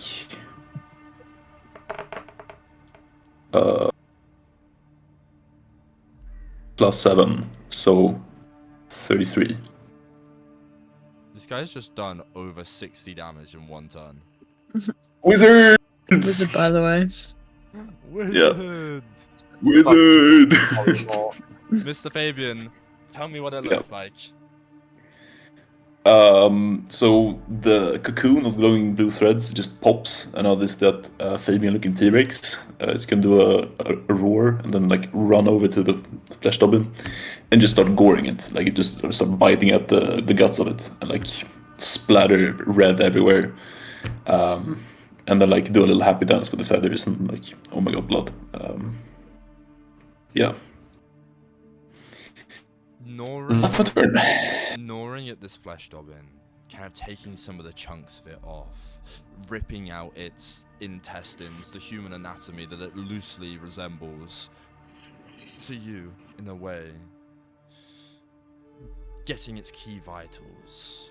As it's incapacitated, getting rid of some of it, like its arm, its second one that it uses to walk, taking out the large intestine, the kidney, the liver, lastly, the heart. The blood kind of spilling all over the floor as, although you did 60 damage, which is nuts, the way Fabian, as this T-Rex, has devoured this flesh dobbin, has rendered it dead. Yes. Fuck yeah. It is the end of your turn. Yeah. With that, all of the deep dregs and the giant centipedes become unincapacitated. Waking and being able to finally move their limbs once again. Their turns will be skipped. However, slowly starting to move back, kind of readjusting their limbs, looking this T-Rex dead in the eye after noticing what has just happened to their quote-unquote stronger one. They flee. On the next turn, they will try their hardest to run away. For now, though, the flesh dobbin that was left rendered inside upon the spike grove is 15 feet for him to get out. So that is 66 damage of a spike grove.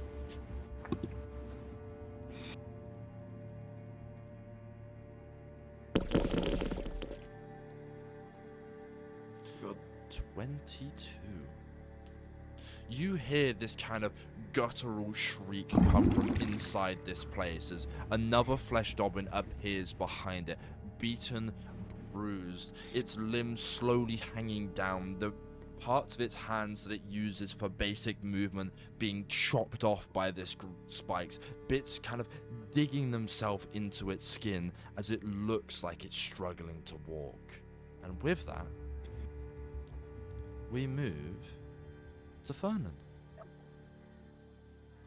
Okay, amazing. Is anyone on top of the building by any chance, or anywhere near the building? Yrene is. I'm on top. And Brighida is in front of the building. That's kind of awkward. Okay, no worries. I'm going to... No, I can't do anything about that.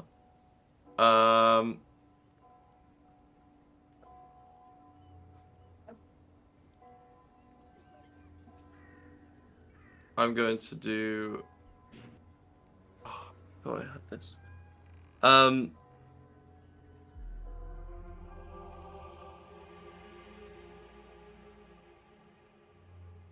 He's locked in. He's woken up from his slumber for a couple of days, and he's getting his whereabouts. I'm going to go towards the building here. So how long is that? How far is this? This is 24 feet. Perfect. I'm gonna stumble over, and I'm going to retrieve my hammer, and I'm going to cast Chain of Conviction to a creature that I can see within range. So I'm going to try the Flesh Goblin. It makes a strength saving throw. What DC? Actually doesn't say. Opponent area. A 15. 15. Okay. What we're looking at here. We're looking at an 18. So that does nothing. We can ignore all the effects. I'm just gonna go for a swing then. I'm just gonna send. I'm gonna swing my hammer towards Flesh Goblin B. This is what Fernan does. If he hits, we get all the benefits. So 16 hits. Roll me damage. Then, let's go. Do remember, you get an extra D4 for your thunder damage. And then you get an extra D4 for your light damage as well. And then... Perfect. So, let's add these all up. We've got... 18... Alright, how are we looking with this damage? Why are we plussing 7 to it? What do you mean plussing 7? So, the because thunder damage will just hammer work. does default 7 though. Yeah, it was just the normal hit is the D4 plus 7. Then the extra ones wait, are what? just Oh, D4s. sorry. It's fine. Ignore me then. So 9. We can take the numbers. It's 9 plus 2 plus 4. Plus 2 plus 4. So 15. Still pretty big damage for Mr. Wakey Up. I'm waking up, guys, still. Sorry. Tell me what it looks like. And as a bonus action, I am also going to nick, which is throwing another hammer towards Flesh Goblin B. So I'm gonna roll again. Gosh, he's 26. waking up. He's waking up. There we The go. Paladin's waking up. We're bludgeoning again, and then 2d4s. Boom, boom, roll. The Paladin's waking Okay, we got up. a 7. 18 damage. He's Oh, waking yeah. up. Was that 15 and then 18 damage? Okay, and then it's just gonna be like a. It's gonna be like a swing towards the head of that thing, and then on the downwards travel of the hammer, I'm gonna go for one of the knees of it, and it just makes a little sound. Garrison. With a little thunderous roar from the hammer. From your eyes, Fabian, ravishing this beast in front of you, guts spilling all over the place, swallowing them whole, his mouth going from this white claws into bits of the kidney in the upper tooth. The large intestine loined along the floor. To your left, this loud boom from Fernan hitting this flesh dobbin in the side of the head, correcting it onto the knee as his knee buckles and hits towards the floor. What is Garrison doing?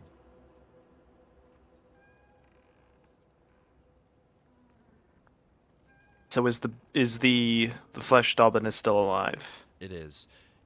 The flesh dobbin at the front of the door is critical.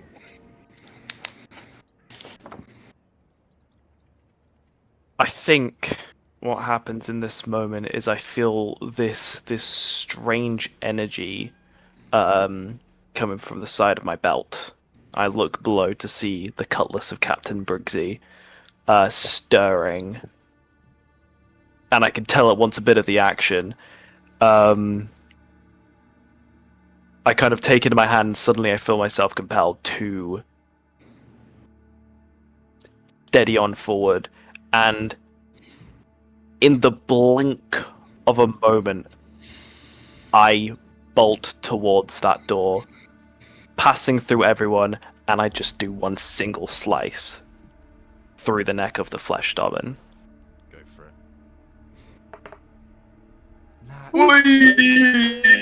That's a 31 to hit. Oh!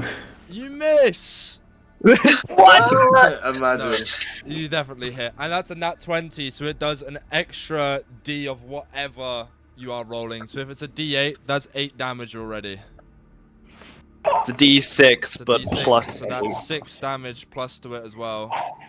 So that, my friend, is a 21. Ugh. So, Garrison, moving forward, as soon as Fernan has finished this initial strike, getting it to the knee, you raise this Captain Briggsy cutlass. How do you do it? straight for the neck.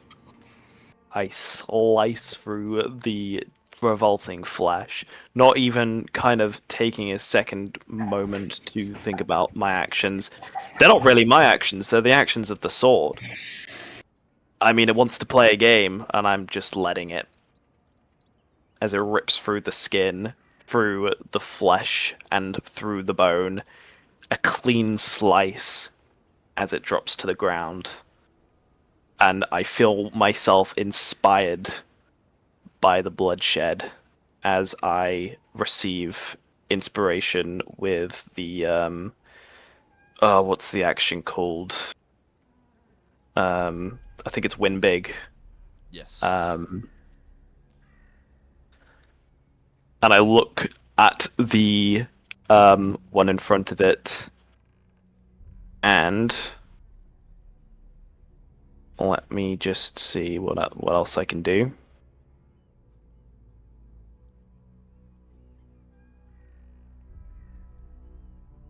I'm going to stand and face it. Ooh. Scary.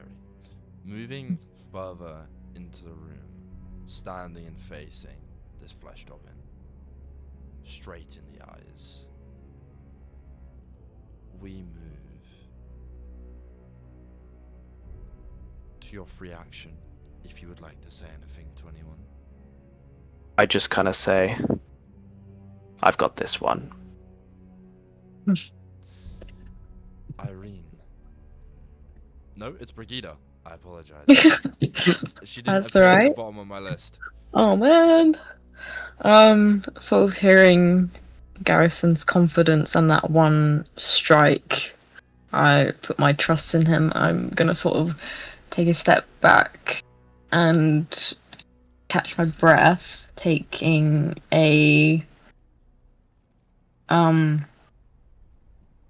the time to cast Cure Wounds onto myself from that previous blow. Let me... Healing for 10. 10 HP. I'm not gonna move. Just calculating. I'll move sort of here, maybe. Yeah, I'll move down there. Able to make a concentration check for me on the spike growth. I believe it's Yeah, concentration. that's fine. Do you have to do I was concentration on it? Yeah, so it's concentration. I literally, as soon as you finished that turn where I got hit, I was like, oh shit, I need to roll for concentration. It's like, I have to roll higher than an 11, I think, to maintain concentration.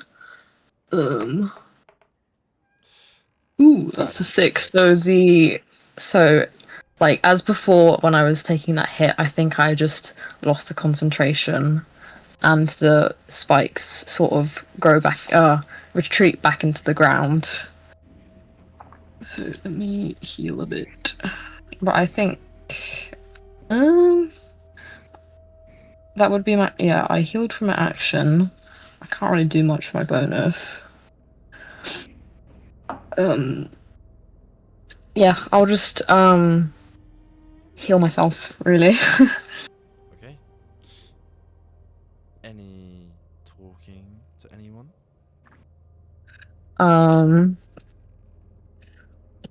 I'll sort of, as I'm walking past the room, just turn to Garrison, be like, "You got this under control." And yeah, I've just got my full confidence in him. I like that. We move to Yrene. I'm gonna cast Sanctuary on Fernan because I'm a bit worried about his state right now. It's very nice of you. Understandable. And then I want to kind of go closer to the centipedes and watch them from up top and kind of see if I can track what direction they're going in to see if I can figure out where they might be running to. Give me a investigation check.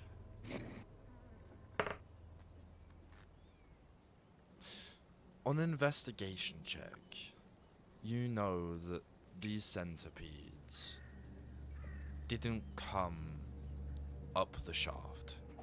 There are little holes similar to the ones that you saw in Wickamore Hollow of where they burrow deep. They go underground. And it's looking, as they slowly start to get their strength back, that they are going to flee into these burrows and go back deep into the mine.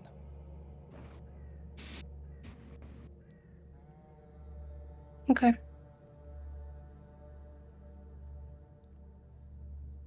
Don't really want to do much else. Just... yeah. I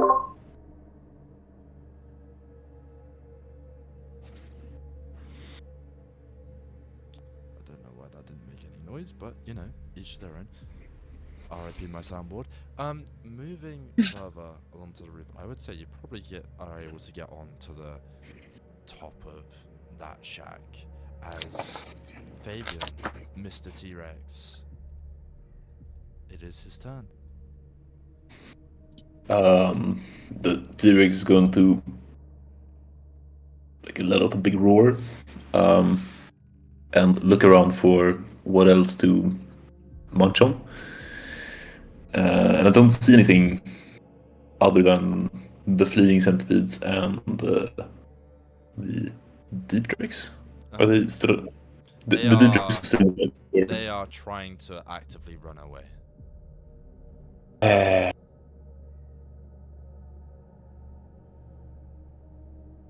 Well,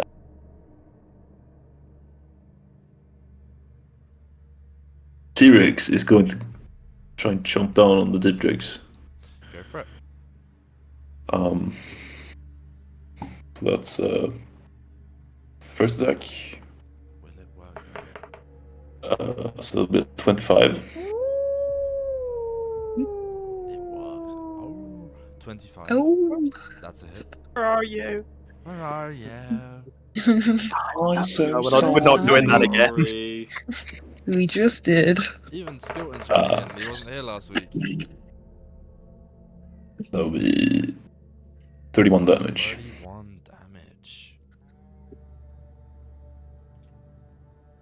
Second hit.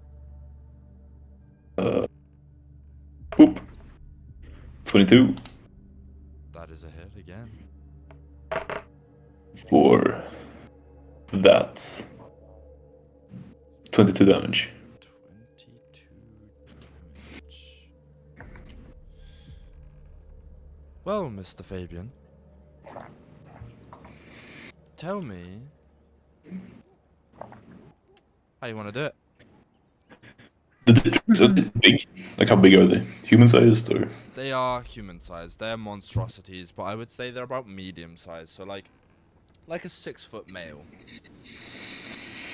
Yeah. So the first one's just gonna get chomped down, like just like, gone, and the second one, the T-Rex going to pick up with the mouth and like sling up in the air, and then catch it and swallow.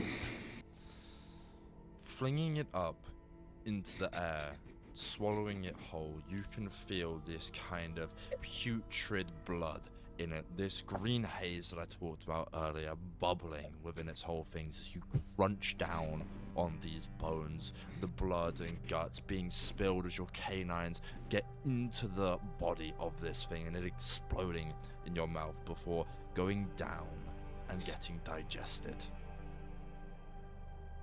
Hmm. You just eat a carrier of this illness. He did. I am curious as to see how this will work. But yeah, that's the centipedes are running away.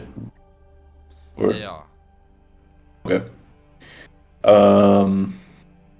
Well, T-Rex is going to try and follow, but you know, that's a turn. Yeah. We move to their turn. You watch as all of these giant centipedes burrow into the ground, going down and deeper, this skittling sound kind of burrowing under, becoming a slow muffle as all of them go back down into the soil, into the earth. Disappear. We move to the deep dreck. Seeing you in front of it, eating one of its friends, knowing you're too close to run away, it's gonna try to defend for its life. It looks towards you. You feel a rumbling in your stomach. The deep dreck looking up at you, moving its hands out like it's doing the spread angel, opening itself up to death, telling you with its body language to eat it, jump on it, kill it, digest it. Fabian.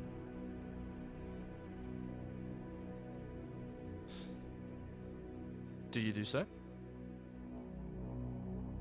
You're on mute again, by the way. T-Rex, I like to think it's like limited control, and the T-Rex is very hungry and wants to eat it, so the T-Rex is gonna eat it. I need you to make me 2 dexterity saving throws. That's a 1, and that's a 2. +0 on both of them in T-Rex form, so 10. That That's up. is 2 fails.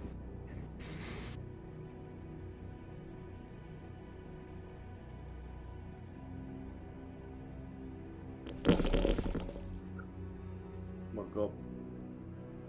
Damn. As you digest this, the second one sliding down your throat, kind of going with the saliva, this bubbling feeling starts to come like a cauldron being boiled. This bubbling sensation of this black bile slowly starts to come up and comes through the T-Rex's mouth as it spits it onto the floor. Some of these putrid emissions hitting the floor, these large intestines, before a rumbling sensation in your stomach happens. Boom. these deep wrecks combust from within you, burning the inside of all of your guts. Your walls, the linings of your stomach being burnt. You can feel it, the screaming of this, as I believe 25 poison damage is done to you. Fuck. Youch. With that, it's the flesh goblin's turn. Looking at one individual being in front of him, seeing what you did to the other one, the anger within it is unfazed, staring you down. It takes this halberd off from its back, staring you in the eyes, Garrison. And it's going to try and smack you with it. Ooh. That is a nat 1 for the first one. Nice. A 17 for the second one. That hits.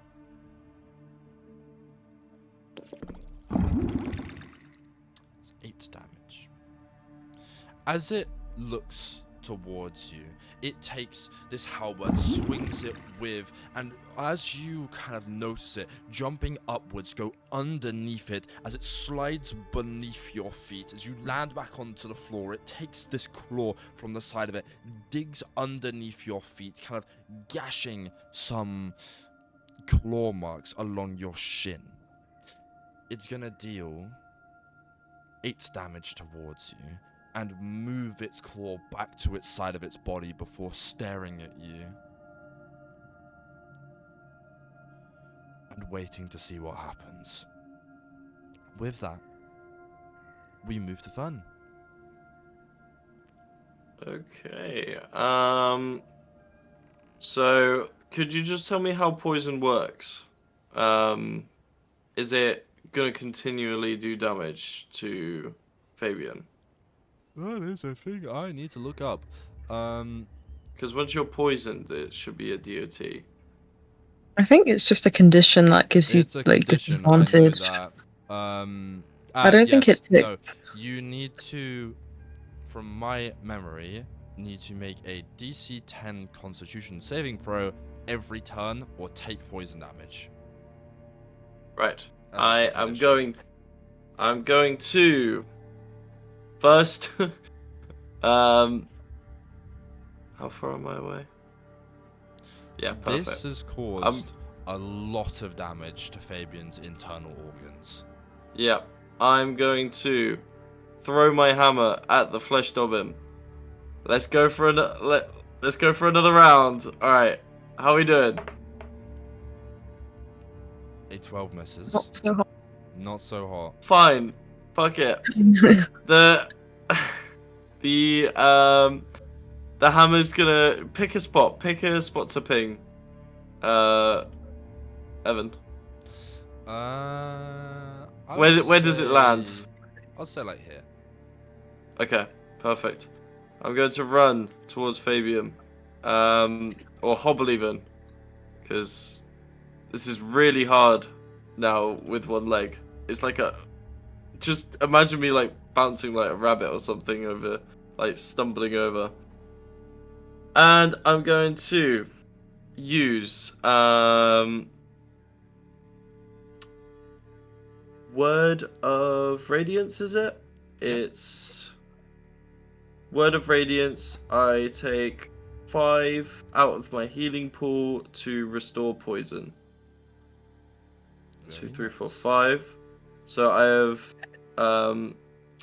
resolved your poison issue. And now I need to... and that was my bonus action as well, to do so. Do I have...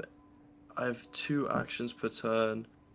Use my bonus action, so I could use 1 more bonus action. So I'll then... I'll heal you for 10, Fabian. With Lay on Hands. Just to kind of like try and scab up those internal organs so at least they don't start like spewing out of your very rumbled stomach. It's just Yep. some very, very light patchwork. It's very bloated right now, like Yeah, kind of swollen. Yeah, yeah. like a balloon. And then just before I end my turn, I'm going to. No. I'll end my turn now. What you were gonna say? Word, bang. I'm gonna wait, but I might get Garrison in the middle of it. So what I'm gonna say is, Garrison, try and get out of the building, please. I'm just gonna have my hammer come through the house. So We move to Garrison. Okay. To start with, I'm going to use my free action to make an insight check on this fleshy boy, this flesh dobbin. I want to see if it has any humanity still left in it. Go for it. On a 16. 16 insight check. There is no humanity left in this at all. This has been worked on, per se, experimented on. Every ounce of humanity that was in this thing to begin with is no longer there. Cool. I'm going to take the cutlass and gracefully drag it across my cloak to wipe the blood of its friend off. I'm going to bonus action steady aim. I misread what steady aim actually does. Basically, if I take it as a bonus action, and if I haven't moved since last go, I can get an advantage on this attack roll. So I'm going to steady aim, and I'm going to strike it with the cutlass again with advantage. I mean, that hits anyway, but roll if you want to see if you get a crit. No? First one hits, second one hits as well, to be honest. But Cool. I'm going to do the base damage. That's a 12. And I'm going to do sneak attack. Just base sneak attack. Nothing special. nothing special. 4d6. Meh. Nothing too crazy, you know. 28 damage. Is it dead? It is not. Oh. Do I have to come finish it? word. If you want to. Are you calling for the hammer back, Mr. Fernan? I'm calling for the hammer Word. back. And where did you say that hammer was pointed from again? It was in the top right corner. Yeah. Right. I'm gonna cast this hammer to come all the way through this trajectory, and reasonably, the flesh dobbin is in the path of the hammer, right? It is in the path of the hammer, so theoretically, if you call it and it hits the right spot, aka the brain, it will instantly die. Okay, so I'm gonna throw one down, and that's gonna be 18. Well, Mr. Fernan, So that's a hit, right? the hammer is going through this flesh dobbin one way or another. So, I'm gonna do you the honors of... How do you want to do it? Yeah!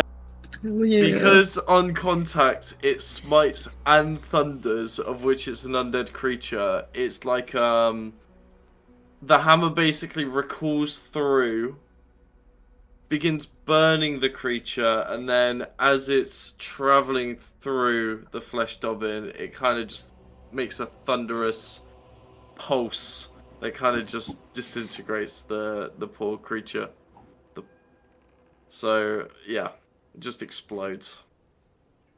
Garrison, And in front in the of pro- you... I apologize. Well, what is that? Uh-oh, It's it's okay. gonna blow up. I forgot. In front of you, Garrison, this flesh dobbin standing right there has disintegrated. Its bones and marrow of all of it, this cartilage completely gone, turned into mush and blood on the floor before this hammer quickly goes through the wall, Fernan catching it, bringing it down to his side, blood, brains, bits of this all over on it, and our combat officially ends. I kind of step out of the warehouse and look at Fernan. You almost hit me! Oh, Garrison. Be careful where you retrieve that thing. It's okay. It only went through a few walls. I'm up to my heads and toes in blood now. Completely changed his voice. Yeah, I was gonna say, when did you become like a fucking Victorian East London I'm geezer? completely covered in blood. What the fuck? God. Garrison, you sound like you sweep chimneys. Fuck you, mate! I'll fuck you up! Come to Birmingham, Are you I'll sure fuck you're you not up! covered in soot? No, sorry about that, Garrison. I It's alright, it's dead. Thank fuck. forgot I misplaced my hammer again. Yes, well, that's the word. Oh, wait, what was that? No. Yeah, you nearly got me there. I just murdered a bunch of creatures. Okay, I think we should descend. How are we all feeling after that? I look at the massive T-Rex. I'm just gonna do like my shaky arms like this. And then like slowly turn back into Fabian. Also covered in blood and gore. And turn to Fernan and be like, thank you for the healing. I don't think it's necessary when I'm polymorphed, but thank you. Oh, do you not still have any stomach issues when you return from polymorph? I throw up on the spot. Oh, right. Yeah, but it's like I still have a taste in my mouth, but I should be fine. I think. Let's hope so. Alright. Tasted disgusting. I kind of resheath the cutlass. It's calmed down now. It's got its fill. Let's get going. His voice has changed again. What the fuck? Scottish now? Why is he Scottish now? Garrison, is that you? Are you okay? I'm possessed. What the fuck? Before we go, did you say that like the flesh dobbins had like equipment on them? Is it worth like having a look before we go, just to have like a quick peruse? They had a halberd on them. Mm-hmm. That is it. That's it. Like nothing else that might like a I don't know what I'm talking about. Yep, that's fine.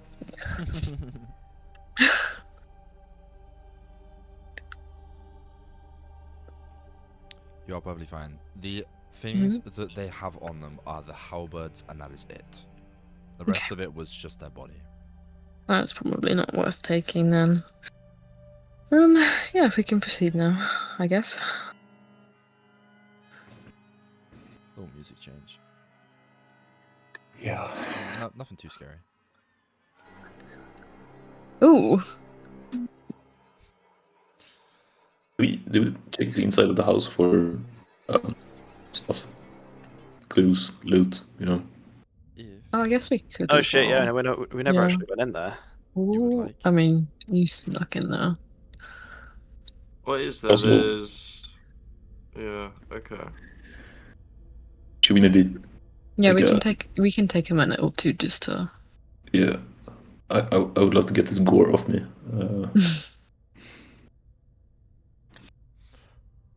Is people going into the house to look for loot then? Yo. In I the... have a question. Oh, sorry. Yeah, go on. I have a question about dark bargains and like when you can use them. Can you use them at any point? Or... Yep, any point. Okay, the Call of the Lonely. Do I know what the other figure sees or like knows when I use them, or do I have to talk to them to know what they're seeing? You're gonna have to describe Call of the Lonely for me because I don't exactly remember it off the top of my head. Basically, you can summon like a vague figure or person as like a doppelganger, and kind of have to summon them secretly because it will like freak everyone else out. But they could stay for around an hour unless they die or you die. And they just kind of help you out. I would assume, based on knowledge, it would know everything that you know. Would you know what it knows though? Like when you summon it, like would you know where it is if it's not directly with you?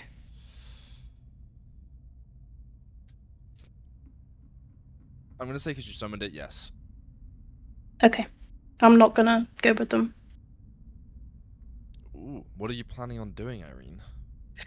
I wanna, when no one's around me, I want to summon my little person because they're only the same size as me. And I assume, how big are the centipedes? How, like you said, they're things like a 1 foot hole earlier.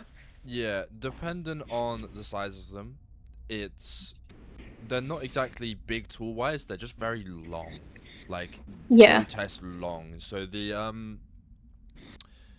giant ones are about 5 feet long. Rather on that, they're about 2 feet. I was wanting to see if I could kind of scout her to go army crawl through the centipedes' roots that they made and see if I can find this where it came from originally, or where they're going to. Centipedes are very short and they're very flat, so I'm more likely inclined to probably say no due to the size. If it was like a couple feet bigger in terms of height, then yes, probably you would be able to, but because they're very flat creatures, I'm gonna say no. Okay, so I know I can fit in 1 foot spaces, so I wasn't sure if... I mean, if you can fit in 1 foot spaces, then yeah, absolutely. Yeah, I can, but it's like difficult terrain for me if I am in it. Yeah, I mean, you can do that. It will just be difficult terrain. Yeah, cool. Brighida, Garrison, walking into this house in terms of looking for loot. There is a mall, a dungeoneer's pack with a flask of alchemist fire and a flask of oil strapped to its side, and that is it. Nothing too descriptive from me to say in terms of loot. This is typically the warehouse and where all of the people would come to either put their pickaxes down and rest or just to have a breath of fresh air. So in terms of loot, little to none.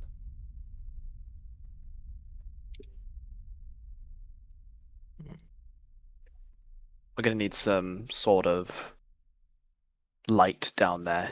It seems very dark. So it was oil and alchemist fire, I think, and then a weapon. It was a mall. Yeah. I don't think any of us can really use that, but can we? No. Did you say light? No light, but it's... Oh, yeah. Oh, Mr. Wizard Man, are you able to, with your magic hand? I'm gonna snap my fingers and make like the top of my finger glow. That should hopefully work. Yes. You also have a certain paladin who equally knows light, so... Oh, yeah. Yeah, I can happily, anyone got any coins? Actually, no, I'll just, what have we got here? We've got... Nah, I don't wanna... Nah. I'm just gonna pick up a rock. There seems to be an abundance of these things, and I'm just gonna make it glow. And throw it in each room. I'll just lob it in there. Okay, well, people... That's fine. I'll take the alchemist fire, I guess. Yrene, what does it look like when you call upon your doppelganger? I think I'm gonna pop down here and just kind of make sure no one's around me, and then just kind of call out and be like, "Hey, hey, I know you're in there somewhere. Come out. It's safe. And then there's just like a shadow just kind of step out of me. That's like a replica, but in shadow form. Ugh. Freaky. That is a bit freaky. Yeah, if any of them see it, they have to do a wisdom saving throw. They might get frightened. Ooh, that is freaky. Yeah, so I gotta hide her. But it's fine, because she'll be in tunnels. I'm assuming you are sending her down tunnels and going with the main group. Yeah. Cool. Well, can you please roll me a stealth check for her? Yeah. It will just use your stealth, so nice and easy. Ooh.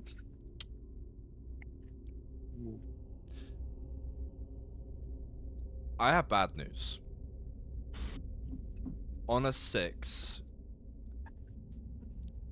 who is looking towards the mineshaft currently? I mean, I was about to turn back around to walk towards it. Yes, Yeah. I would assume everyone is, right? Okay. Yep, sure. Yeah. I need all of you to give me a wisdom saving throw. Okay. I am not on my character sheet. I So know. 15. That needs to be. 5.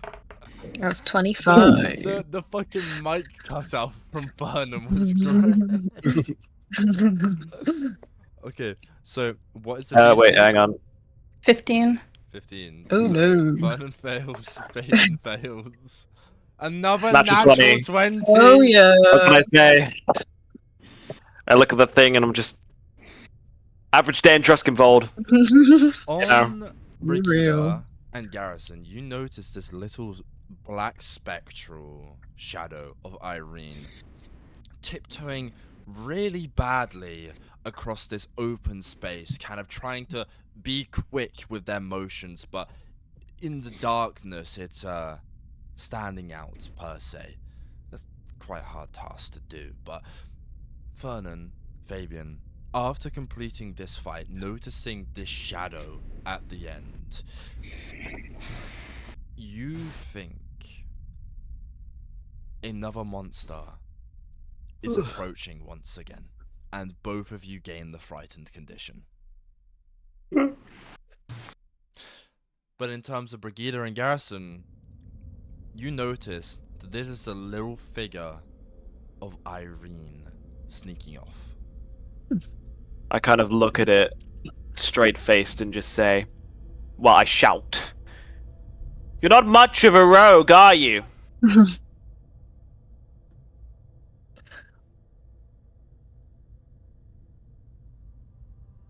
I kind of wait for a response.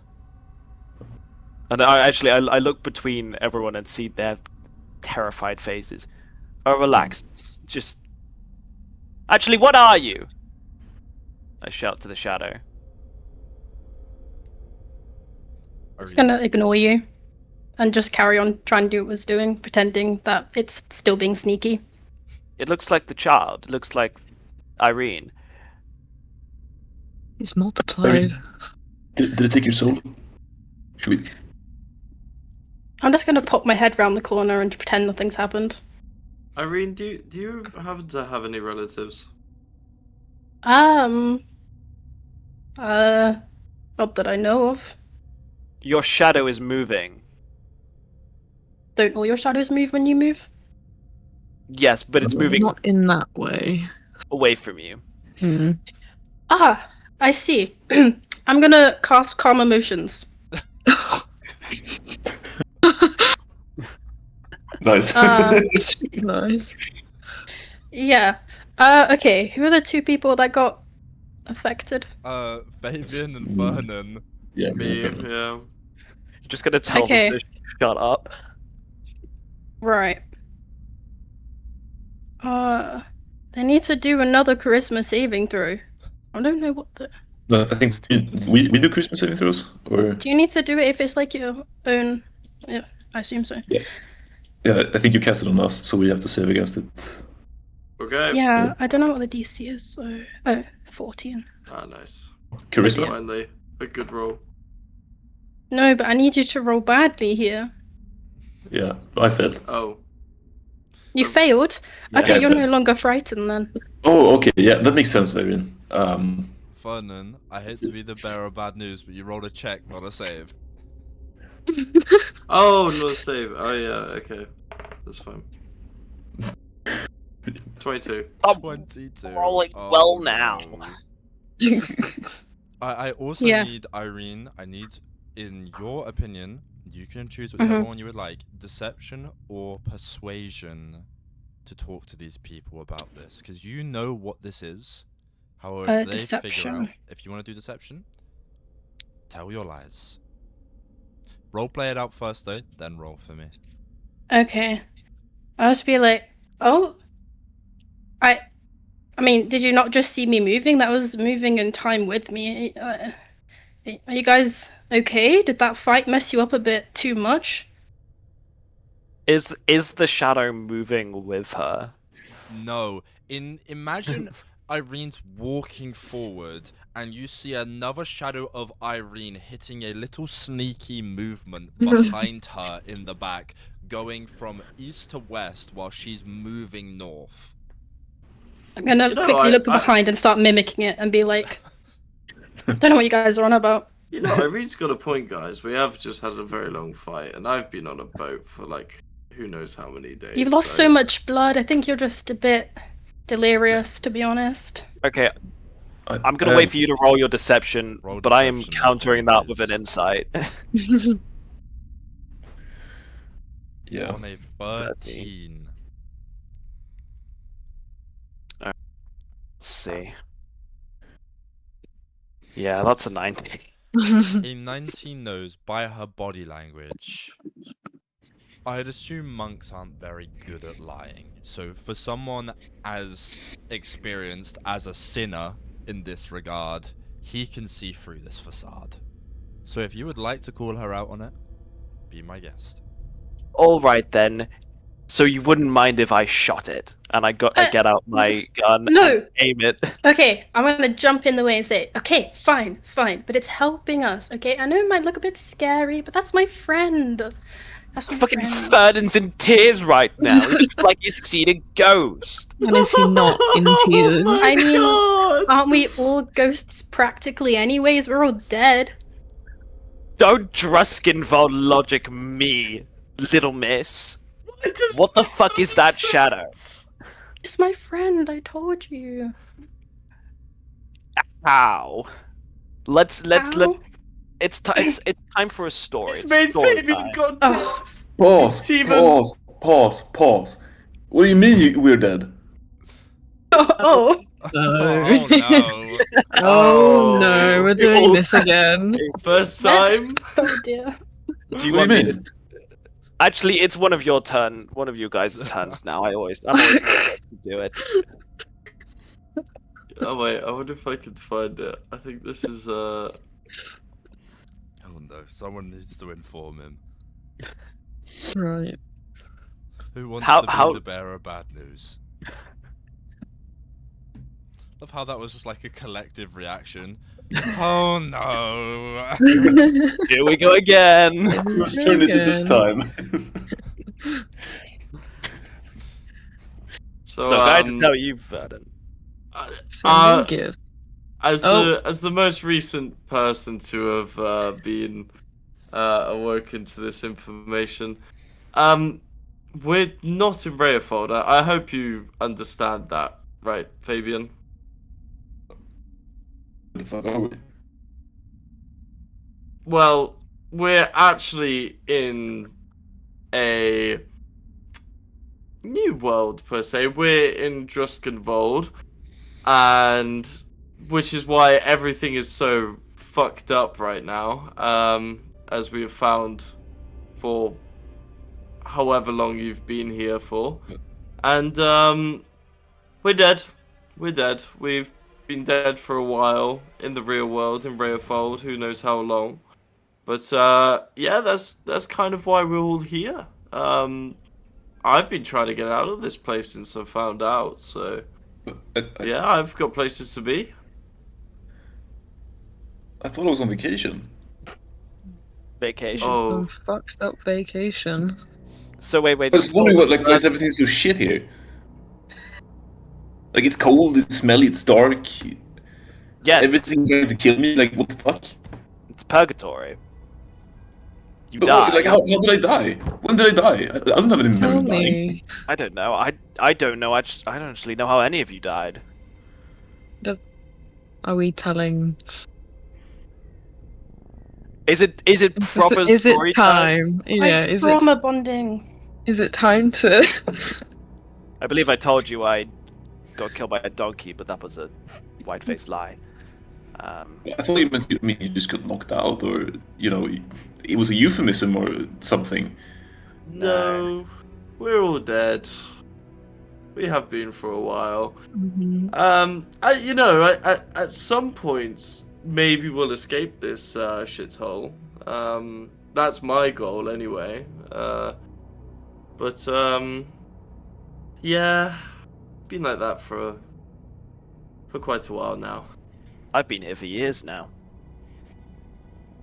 Or at least 1.5, give or take. You can The tell time by works the dress differently here. sense. Thank you.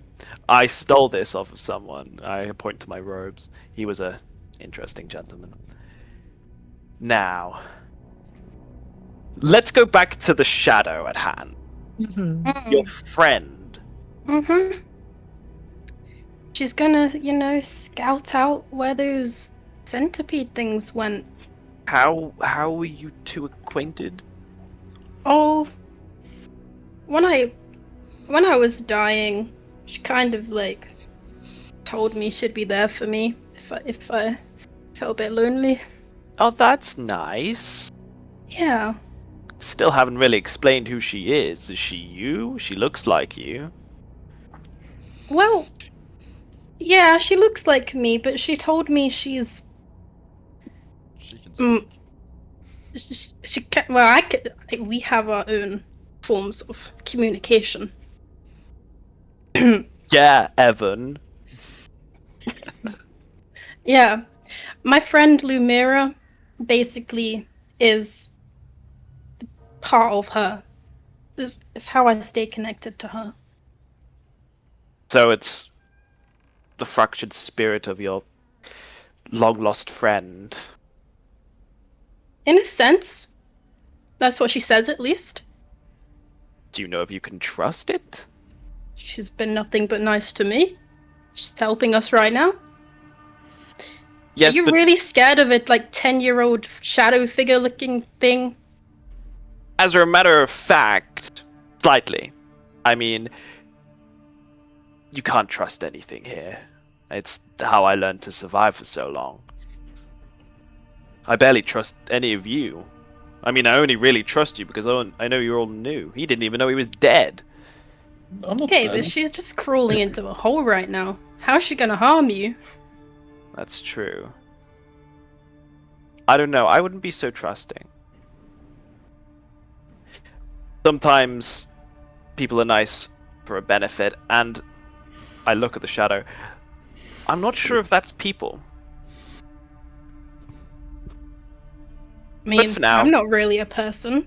Then I just knock on my head, and it's a wooden clank. Yes, I've noticed. For now, though, she is helping. So I'll give you and her the benefit of the doubt. But I'll be watching. Okay. I kind of turn to the lift. Will she be long? Do we need to wait for her? No, we'll go. She'll go do her own thing. Don't worry. Grand, and I kind of whack the contraption with my cane. Into the depths we go. Am I still frightened? Yes. I think so, at least. Yeah. In that case, amidst that conversation, I'm just gonna be creeping further and further back behind Garrison. I'm just gonna hobble my way, as if I was Garrison's shadow, anywhere where Yrene is. I'm just kind of scared shitless. So I will not be frontlining. something I want to know on the way down is how come Fabian never noticed it was daytime here? The sun just no longer exists.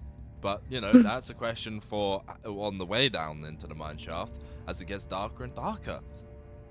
Now, as you guys hop on to the mine shaft lift, we are, I'm just trying to get the right map, apologies, accustomed with it sinking down and down until it reaches somewhat of a halt. It appears to be a first floor. Boxes of large gems and sacks of glittering nuggets of precious metals line the available space all along here. A massive treasure hoard. Despite the shiny trove of precious stones and metals, this chamber stinks with the smell of rotten meat, metal, and a green hue. Lovely. Welcome to the first floor. If everyone could add themselves in, that would be amazing.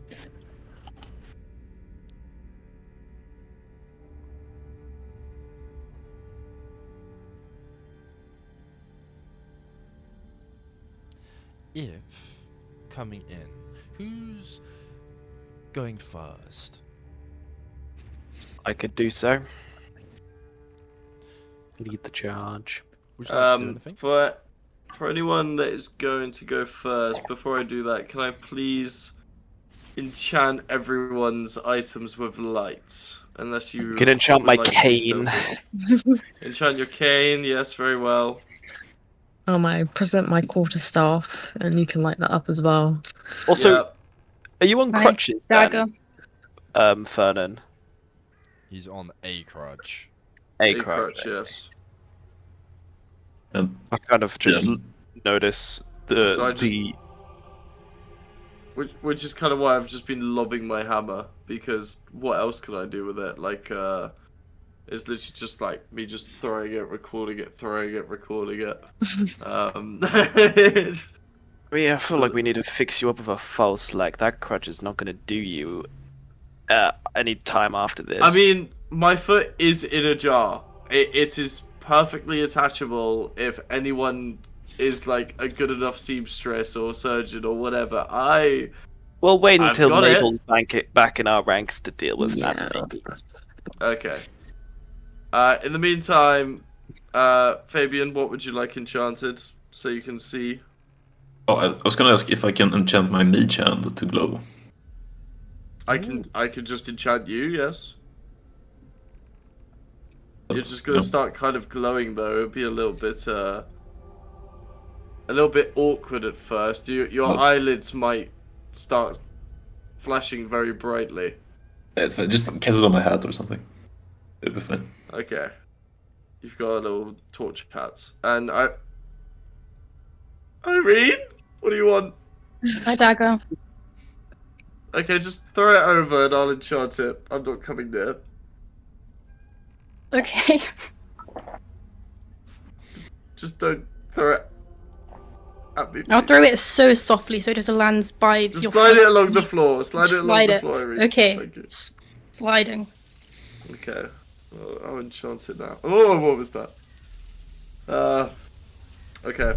And I'll slide it back. You've now got a glowing knife. And I'll enchant my hammer. And the first thing I'll do is I'm just going to throw my hammer. I don't know how far I can throw it, but I'm just going to throw it down the corridor. I need to make a token for my hammer. Mr. DM, is there a specific range I can throw my hammer? I would say you could throw it all the way to the end. All the way to the end. All right. Yeah, I'm feeling nice. I'm sending it. all the way over to probably the middle here. Fernan, throwing your hammer all the way to the almost end. This object you are able to see at the end presents itself to you. Not in a way of it was wanting to be found. It's shown yourself.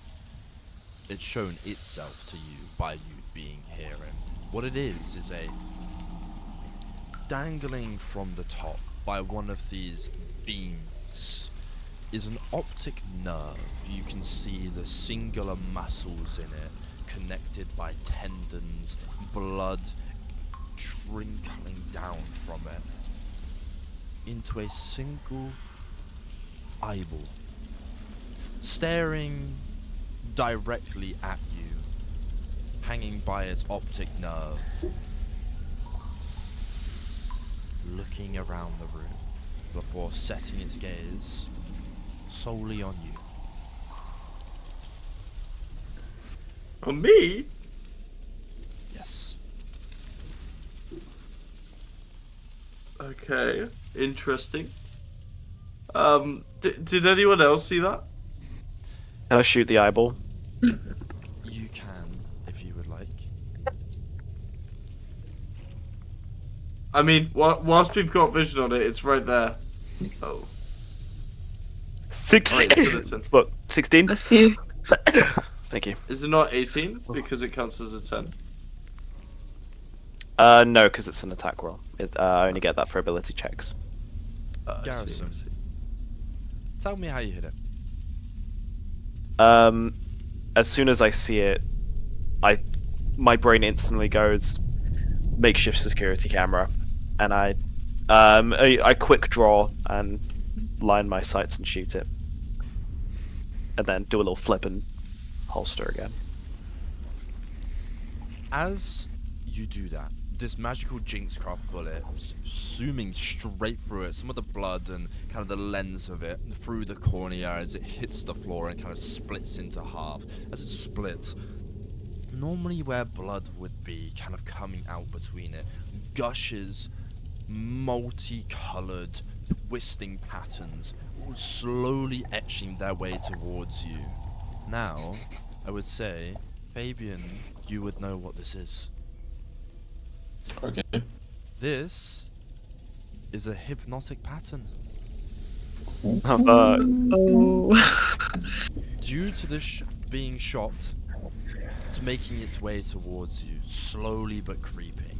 It would give 10 seconds for all of you to get back on it and go down without being charmed. So if you're not gone in 10 seconds, I'm going to make you all roll. 10. Dispel 9. magic. It's like Eight. magic rock. Dispel magic. 7. What ways is it like fully going It is- through? It is spreading this way. Oh. Yeah, but is there like, can I duck under the wave? No. It's filling this whole cave up. Dispel magic. Okay, I'm gonna jump onto the. That would work.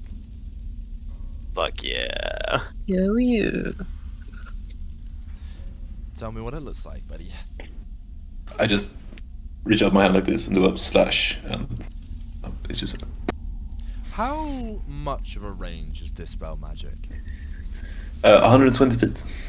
You notice as you get rid of all of these blood-flowing, twisting patterns and colours that are slowly starting to make their way towards you, a quick, swift motion is gone.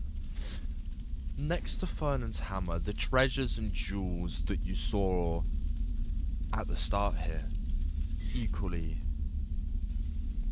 the facade, gone.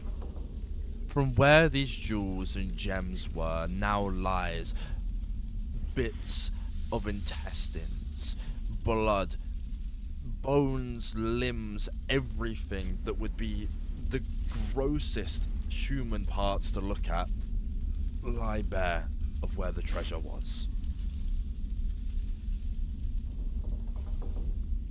Huh. Intriguing. Hmm.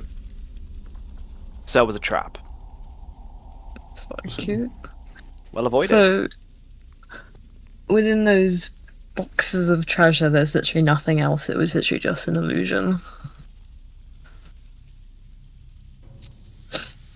Looks like it. Yes. Okay. Hmm. Can we see anything else in that room at all, other than boxes of flesh? That is a good question.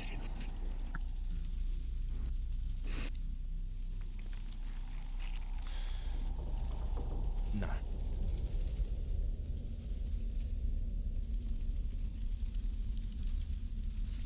Okay.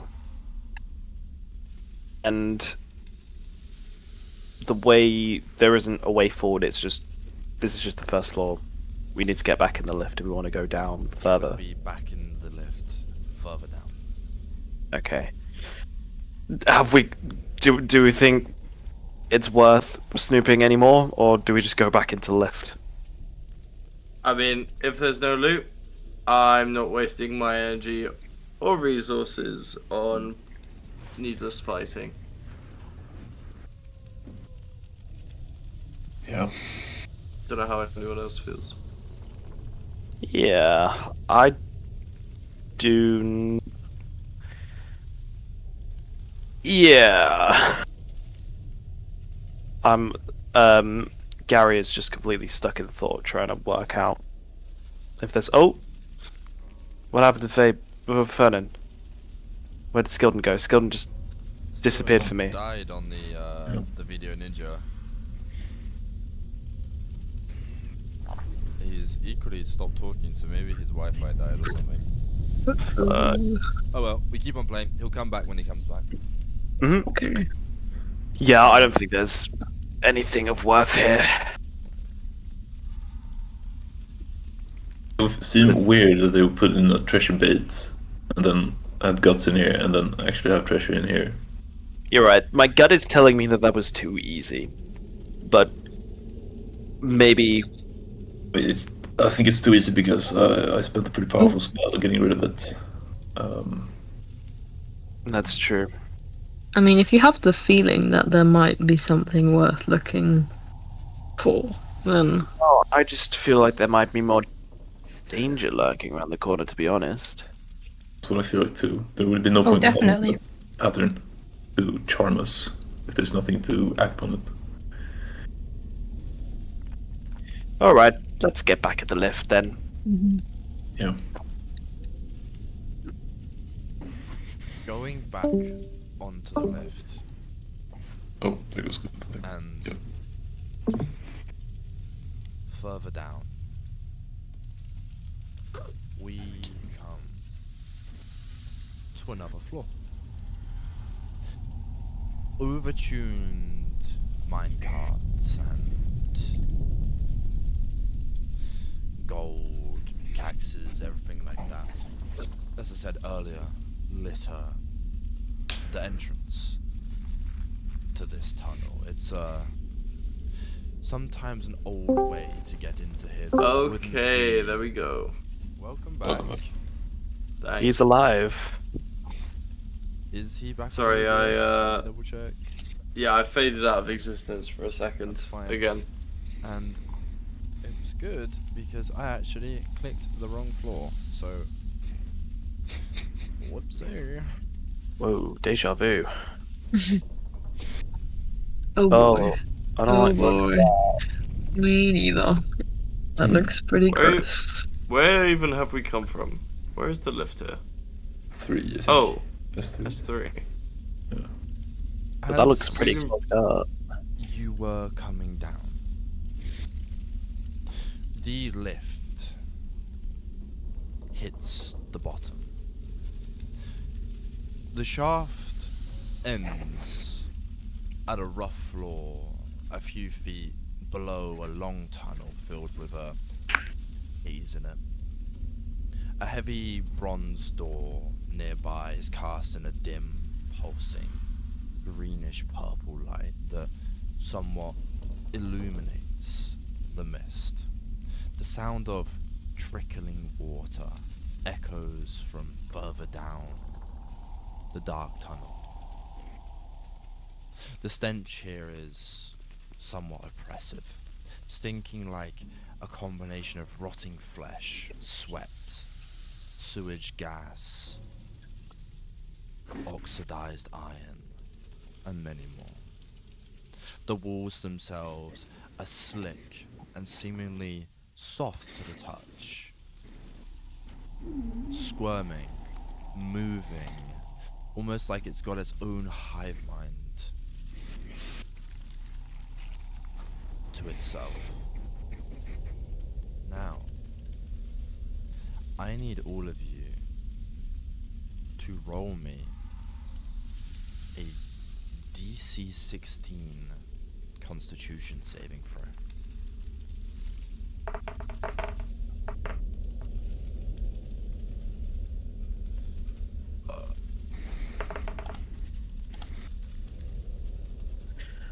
That ain't good. Garrison! Was I the only one who failed? Oh no, and Yrene.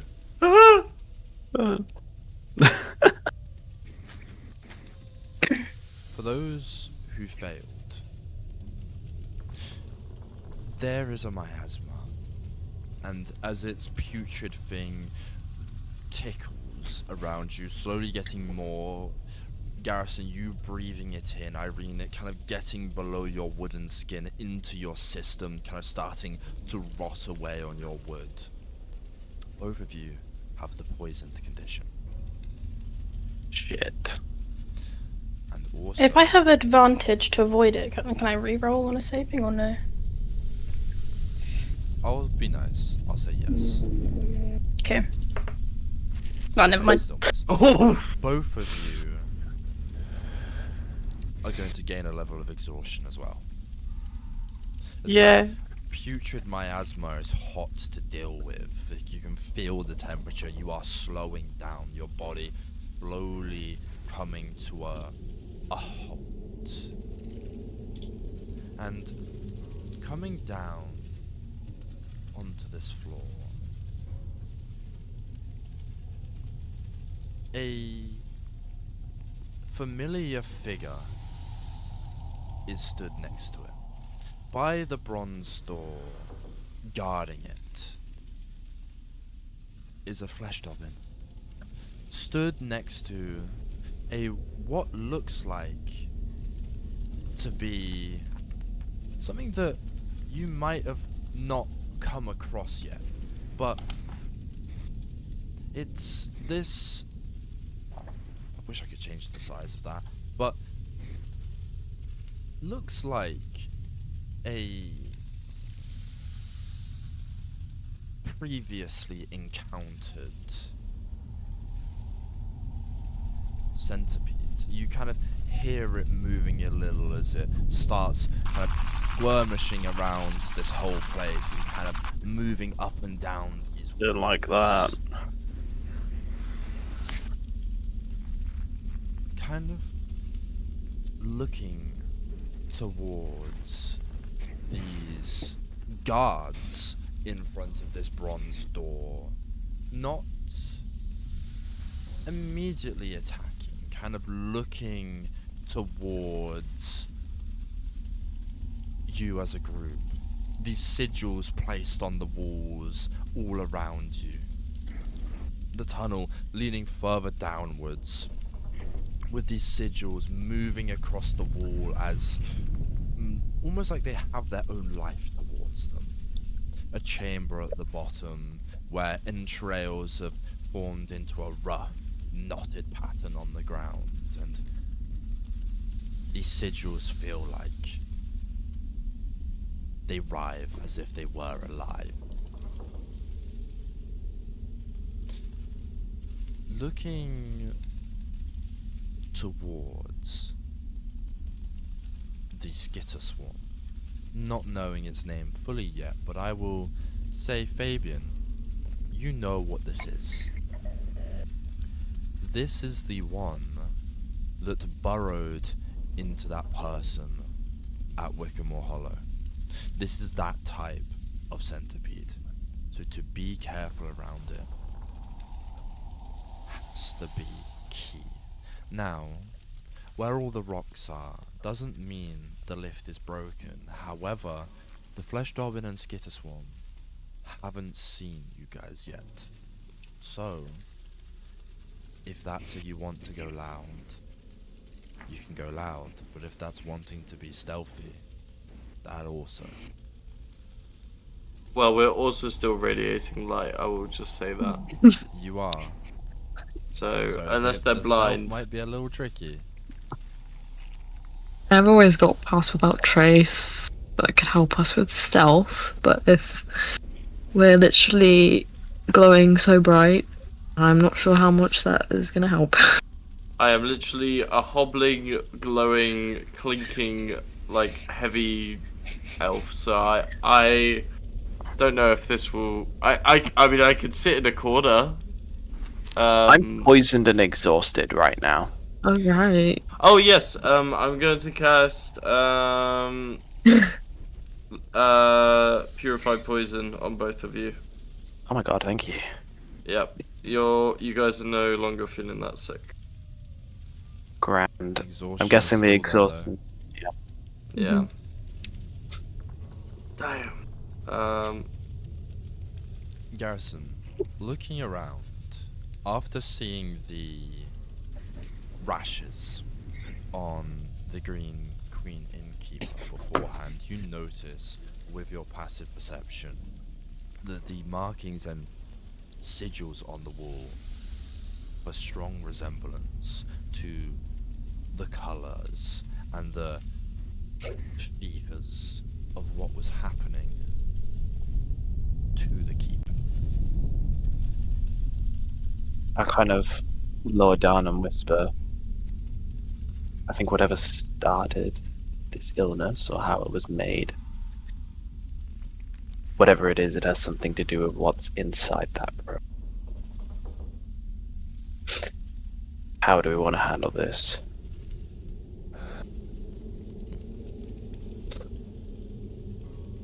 I'm almost out of juice. So I think a fight right now might tap everything I have. We could divert their attention.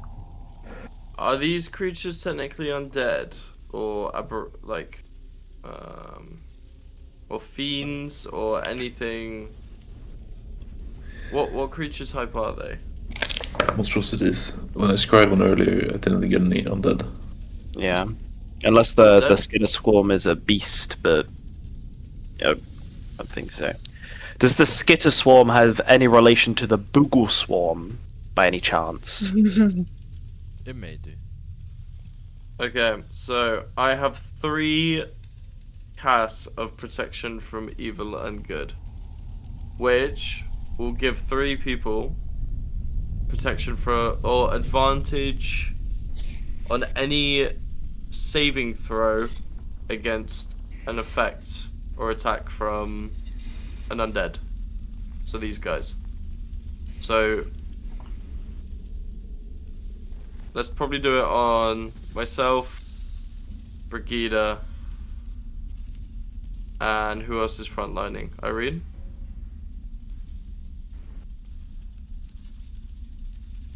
Yep. Yes, So I'll use all my spells to provide that protection. Does protection from evil and good also work against fey creatures? Yes. Okay. Just It's wondering. against aberrations, celestials, elementals, fae, fiends, undead, and malice. So yeah, all of those. So I'm gonna cast it on 3 people, but that's all of my spell slots.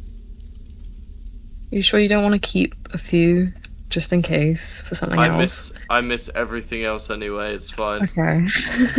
I've never hit any of these spells that I could get. Look, the only thing I've ever hit is ceremony, and you can't miss that. Like it's takes 10 minutes to cast as well. Like, okay.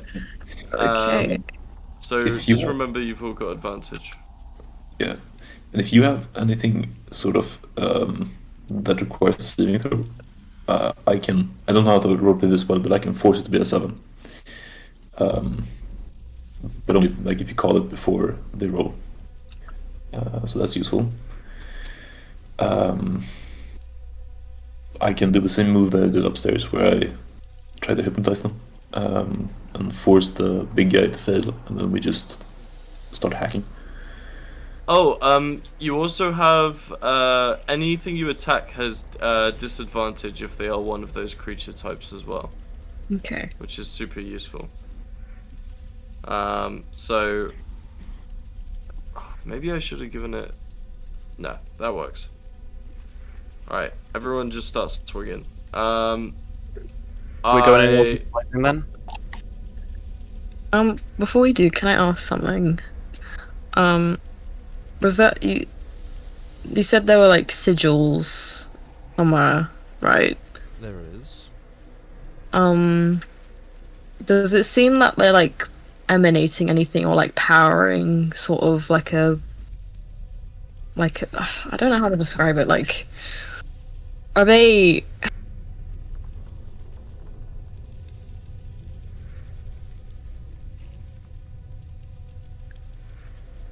Never mind, it's fine. I don't know how to describe it, but are they like sort of I mean I said like powering something, but more like I just don't know how to word it really. Like, are they responsible for some arcana? Something like that, yeah. Well, give me an arcana check. That's like my worst one, I think. Can I help Oh you? my god. You can give guidance if you would like. Okay, I'll guide myself as well.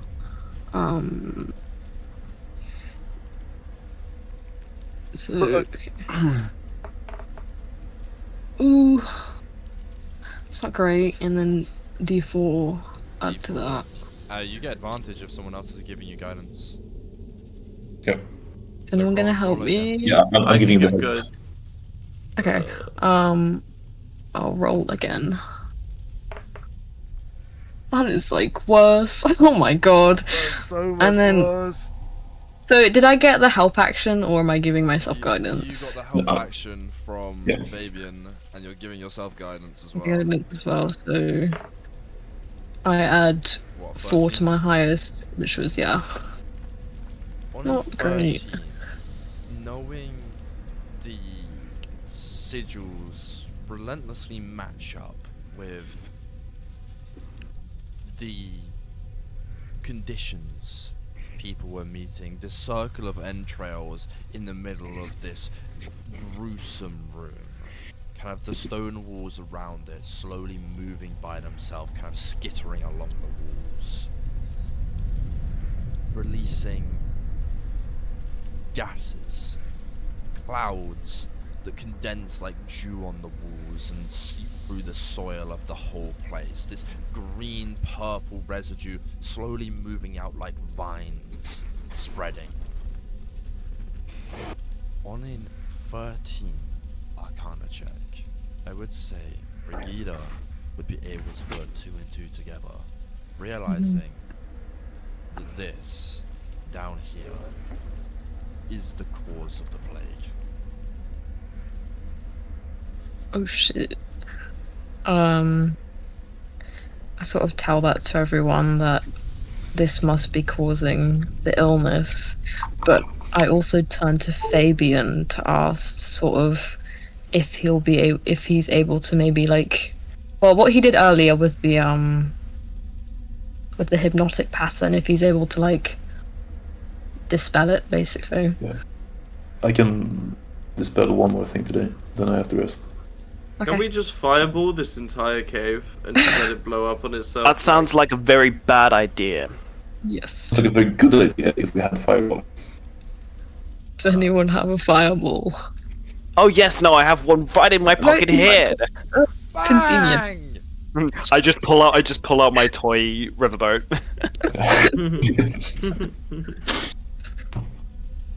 To be fair, the riverboat actually might be. I was about to say, could you put the Dobbins get a swarm on the riverboat? That would be pretty Probably fun. not. I feel like that would be overpowered if I could. Hang on. Come on. I'm pretty sure the creatures have to be willing for me to. That's what I was thinking. What if you charm them? What if you charm them and so they willingly go? What if you do charm them?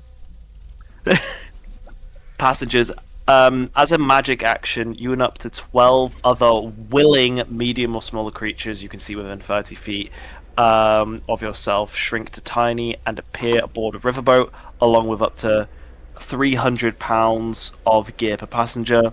The boat moves over water or other liquids at 3 miles per hour and doesn't require wind. You can travel this way for up to 12 hours a day. Okay, so we're gonna retcon that because fucking Fernan was in there for ages. I just kept willingly going back in every time it was trying to kick me out. I was just like passenger that leaves the boat. So normal size. If you charm them, you may be able to put them in and deal with them at a later date. Just shake the boat. Send them off a cliff. Yeah. Or we could just kill them now because I feel like we're powered enough to do that. We dealt with 3 of these fuckers as well as a whole army. Like, why don't we just kill these guys? Yeah, what's the worst that can happen? It's not gonna Are we alert rolling for initiative anything. then and just like fucking sending it at them? I have a question for you.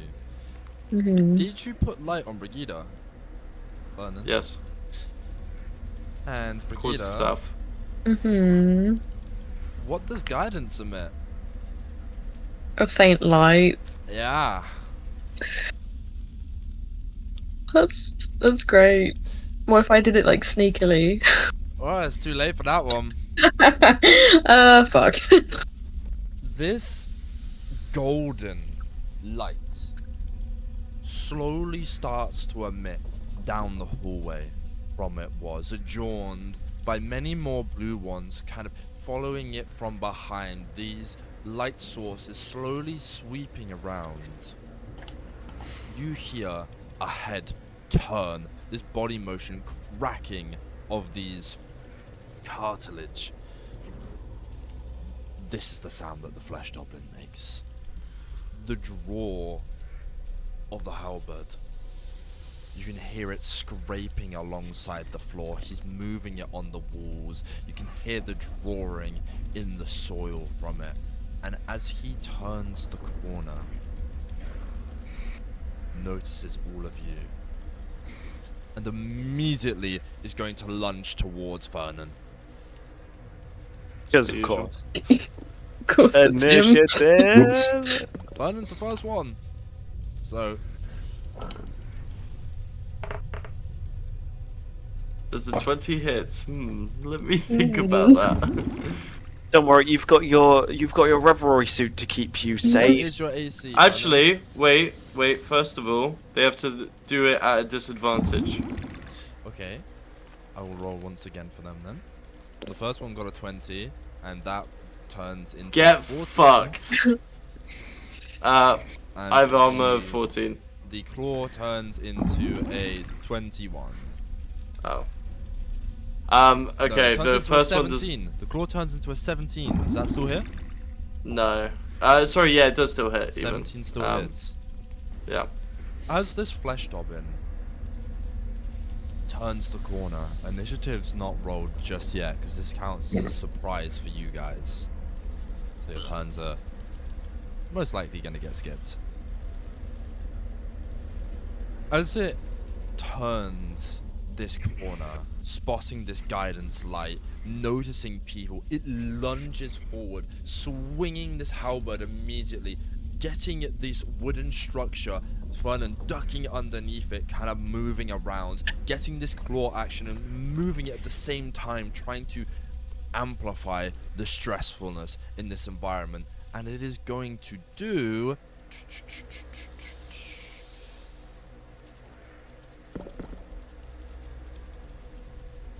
6 piercing damage. It's piercing damage, gotcha. I'm gonna move you all a little back if that's okay, just so I can fit him in here.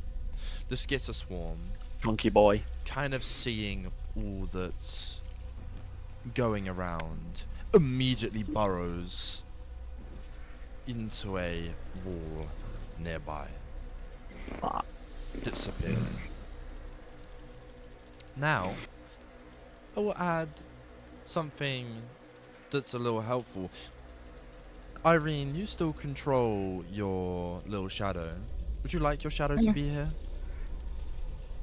I mean, is she not kind of in a hole right now? She would be, but she could dig out. Yeah, sure. With the sound of shuffling, this little shadow pops out from the side of the ceiling and lands right next to Fabian, kind of on the floor. No facial features. The frame is still the same as Irene's. The hair kind of sitting on the shoulders area. The body, the same proportions, but everything darkened. We will add a second Yrene to the fight. Woo! Oh yeah, do we all have to re-roll if we're frightened? I would say not, because you've already encountered it. And you I learned actually that it was don't- friendly. Yeah, I can no longer be frightened. As another thing of protection from good and evil. I should have used this so much sooner. What, like, Mr. Fabian, you go first. Yourself. Wait, what's going on? We fight? We are. Yeah. I am going to cast some spells. The flesh goblin is right in my face, right? It is. Ooh. I am going to cast web on it.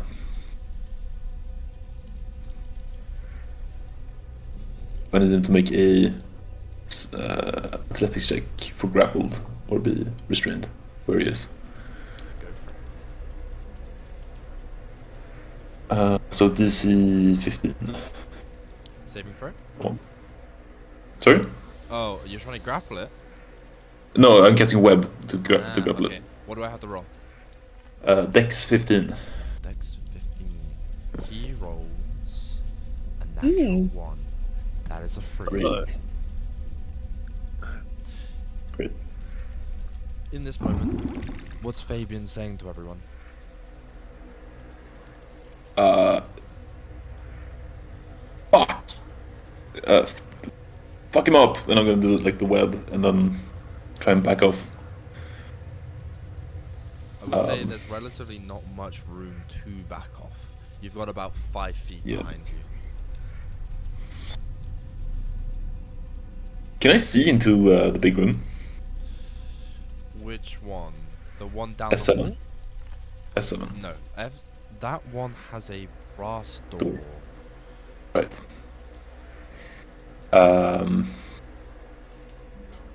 Well then, I guess we're fighting, and that's my turn.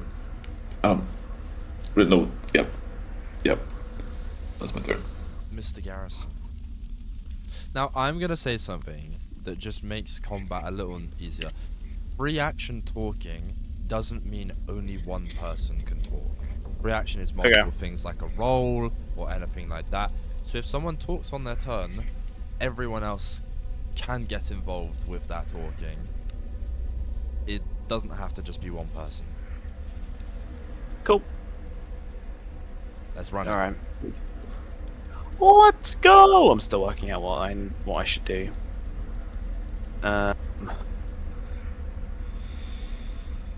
It's close enough to the point where I think I'm just going to strike it. I'm going to move up and strike it with my sword, with my cutlass. It's in webbed as well, so I believe that is advantage. I Hits need it. anyway. Never mind.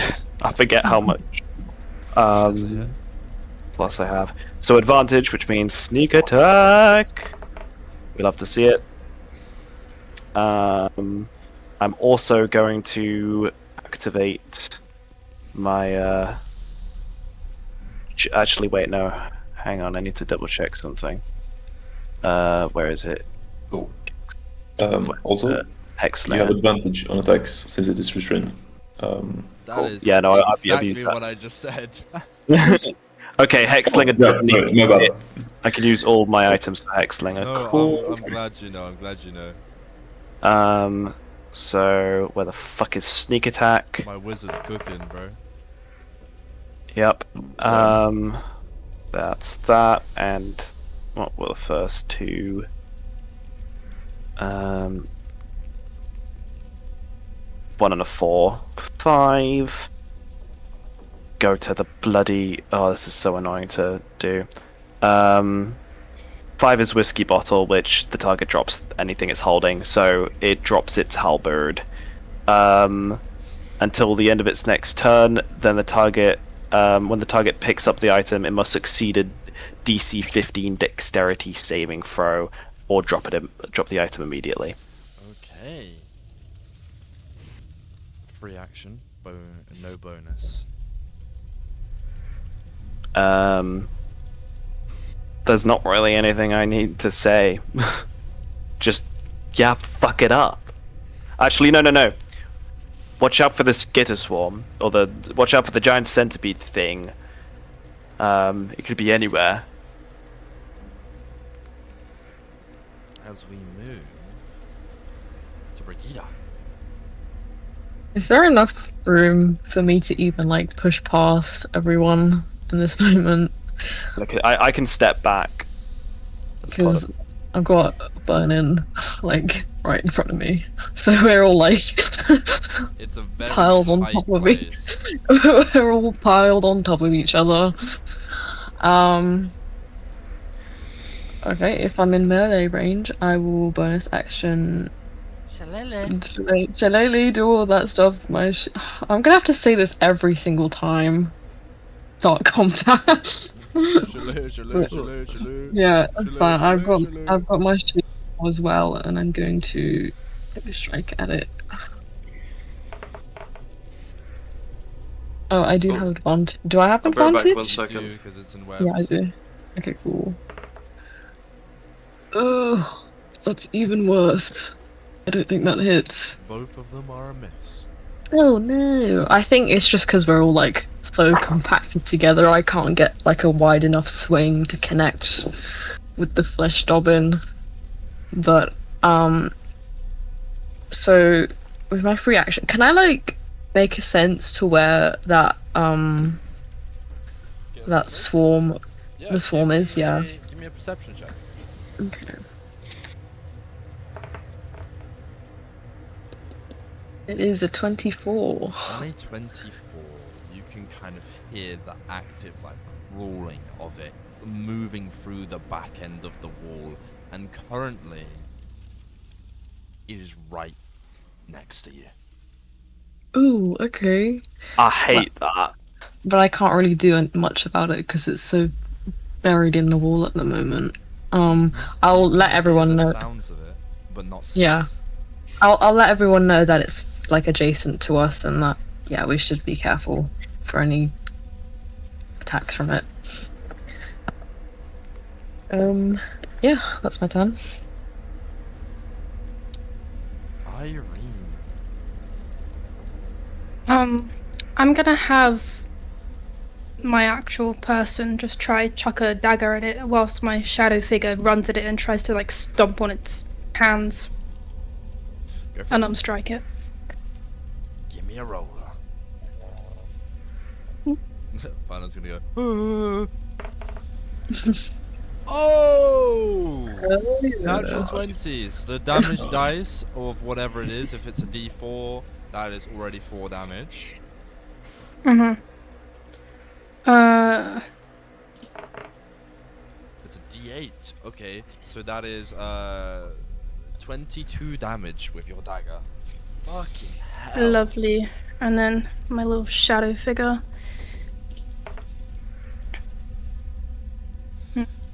get advantage, so roll again. Oh. Both of those are misses. Yeah. unfortunately. So describe what you do to me with the dagger.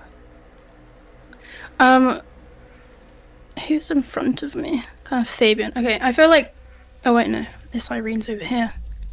Garrison. I'm gonna kind of scramble on top of Garrison's shoulders for a second because I feel like I'm too small to get a good shot, and just chuck it into like the side of its face, like in its cheek or so. Whilst the other one is running across, and then just say thanks to Garrison and pop back down again. You're welcome.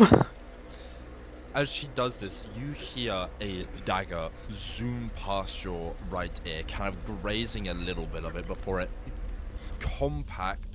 impacts straight into the side of this Dobbin's cheek, kind of going, I'd say, all the way until the hilt deep. This has gone properly in, and you can see a little bit of its tongue has been hit by this, and it's made a very wide gaping hole of when it gets released, it may pull on its tongue. Any bonus action? Can I use my little shadow guy that's by his feet to try and pull the dagger out from its face? I would say you would be able to pretty much simply to just use the shadow one to do that, yeah. Okay. I will do that. And as a bonus action, I think I can do another unarmed strike. Then I'll just, or even, yeah, do unarmed strike, and as it pulls it out with the other hand, like kind of punch it on the other side of its cheek while it's pulling it out. Go for it. Roll If it- twice. 15 hits. Okay. 8 damage to it. Oof. As you kind of relinquish this blade with one, you can see some of its muscles of the inside of its mouth get pulled out. It's like the wiring of your mouth where you have the teeth and the tongue, all of the gum spills onto the floor, some teeth spitting, rolling as they go, the blood slowly starting to gush out as you relinquish this with your shadow, punching it at the same time, and still in webbed, this Dobbin is getting the shit beat out of it. Yrene has bloodied the Dobbin. Ooh, nice. I am. As we move to the Dobbin's turn. Now, lovely little thing. Fabian's in range, Fernan's in range, Brigida's in range. Yeah, we're all in range. Just do the fucking. Yeah. First off, he's going to try to pick up the halberd, so I'm going to do a dex saving throw. What is it? DC wise 15? I do believe. Let me just get it back up again. It's limited use. There we go. 15. Yeah. This is dexterity. He got a 15! Yes, disadvantage. Oh, for fuck's sake. Distrain. Nice. Yeah. He didn't Yeah. pick it up! Oh yeah. It's probably a bad thing. The only thing he He's can use is the going scream. to try and break out of this webbing. What saving throw is that? Dexterity as well. 15. Dexterity 13. 7 for talent. She's free! 7 for talent. You want to just give him a 7? Yes. I mean, it's pretty bloodied. I think we can just finish it next turn. Okay, never mind. The flesh Dobbin breaks out of this entanglement, kind of moving its hand out, ripping these cobwebs up with its fingertips and throwing them, moving its hands like it's trying to clean them. As it gets this horrible feeling of where he's having to manually think about creating his own saliva. as he looks down towards you guys, noticing everyone here. He shrieks. From the bottom of his gut launches out this massive, horrible sounding thing that should hit quicker than normally does because of the gaping hole in the side of his mouth. Now I need everyone to give me a DC 15 is the one to beat of a wisdom saving throw, please. That's Why couldn't it have been that's dexterity? 2 nat 20s! Oh my god, a 19, a 19, a 20, and a 20. Get What's fucked. that? 27, Feeling 23, character. 21, 27, 20. We all just And fucking... the 3! And the 3. Yeah. Oh. Yeah. Now, guys. That's 15 damage to everyone that succeeded. And to the one who didn't, Mr. Fabian, Yeah. that's 31 points of psychic damage. Well, it was nice knowing you guys, but I'm out. Boom. Really? Really? Yeah, I'm unconscious. Oh my god. Holy shit. With this shriek, he lets out a massive guttural scream as the whole place shakes. The rocks start falling off the ceiling, the mine shaft shakes a little, the door on the handle starts moving as everyone who succeeded covers their ears, relinquishing the effects of that. But Fabian, this sound wave going all the way into your ears knocks him unconscious on the spot. Alright. I'm gonna do a roll.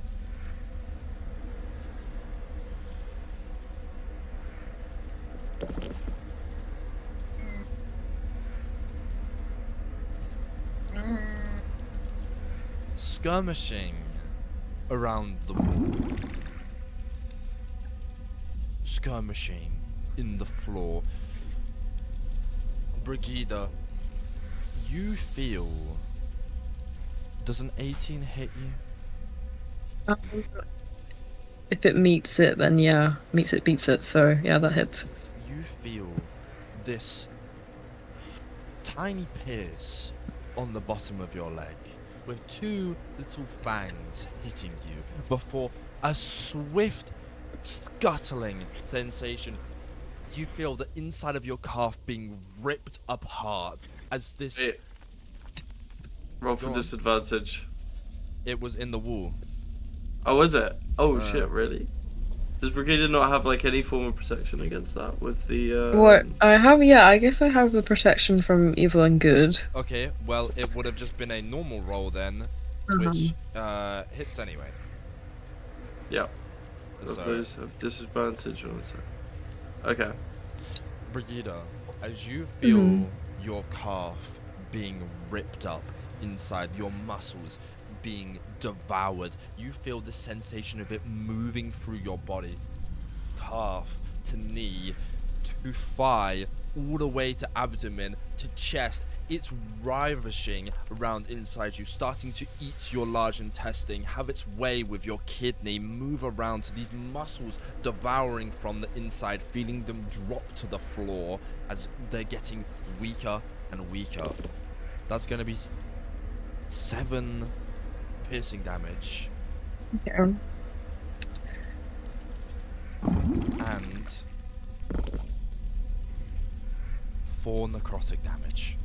Okay. Oof. So necrotic damage is going to take it from your max HP instead That's of your fine. current. So your max HP is going to go down, and the skitter swarm is now inside your body. As That you is move fucking disgusting. to Fernan. That was over to me. Yes. Okay. This I've only got one use of purified poison.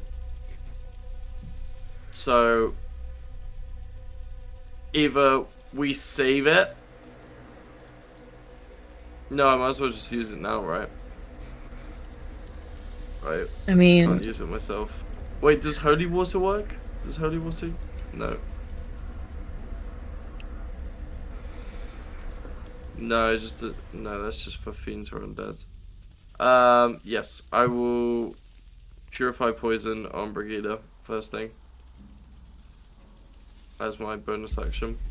As you lay your hands onto Brighida, this green feeling scourging around her body, you notice from the same hole that was made in her calf, out comes the skitter swarm with tendons, bones, muscles in its mouth, screeching and immediately running out of her body. Oh, thank God. I'm going to cast Word of Radiance. Am I? Am I gonna do that? I don't know. No. That's your character. Am I? Am I? Can I try hitting that thing? Did you like that, Brighida?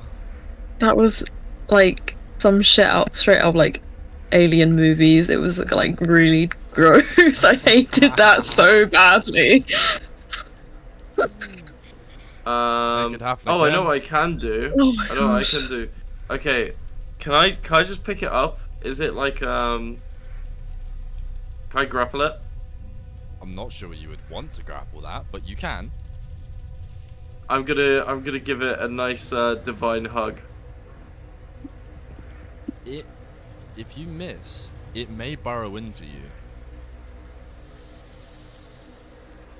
Guys, anyone got a healing? Is this worth it? Is this worth it? I mean, I think I've got lesser restoration, but like might be better to just like I'm just something gonna a bit swing my more hammer safe. at it twice. I think that's the best. Alright, so I'm gonna throw 2 swings of the hammer.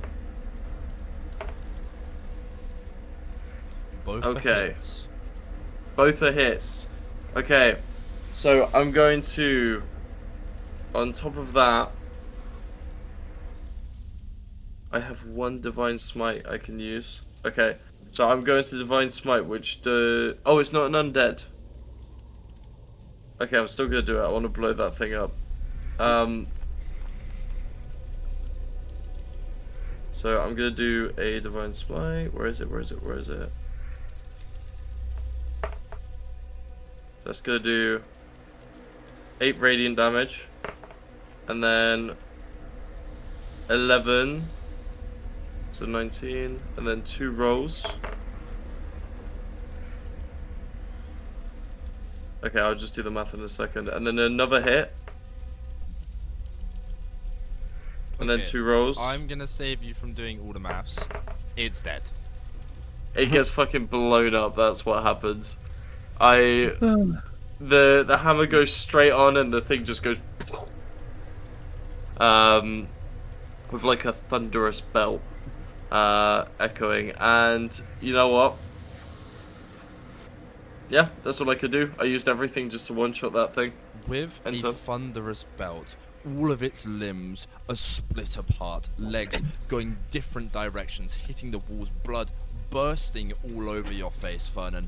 Bits of Brighida dripping down your forehead, calf muscles on the side of your armor, her inner thigh on your arms. Disgustingly smelled green, red muscles. I mean, I've got pretty nice muscles, but like maybe when they're not like that. Spewed on the ground. I actually saw a wince from Fabian there when I described that. Yeah, it's fucking gross. We move after that to Fabian. So if you could please roll to DM. And Yes. Mr. roll Garrison to- Lockhart, it is your turn. Alright, with the scared swarm now, not a problem. It is I'm your- chill. I annoyingly, because it's free, but it's trap. Can't. Is that public? Yeah, that is public. Oh. No, it's not. No, it's not. Yeah, I see it. Don't worry. You know what that is. Yep. No one could get advantage. Also, I completely forgot, but I don't think it's really come up because I've been rolling so fucking well. I do, because of that one level exhaustions, do have minus Minus 2 on all d20 tests. So does Yrene. Yay. So got that in for now. What I'm gonna do is I'm gonna eye up the flesh dobbin, sword in hand. I'm gonna also unsheath one of my daggers. I'm going to charge at it, and I'm basically going to like slide under it and slice it with my cutlass, and then get a stab in with my dagger. Go for it. To be very, very cool. Ooh. Very. Does a 27 hit? Yeah, it does. Grand.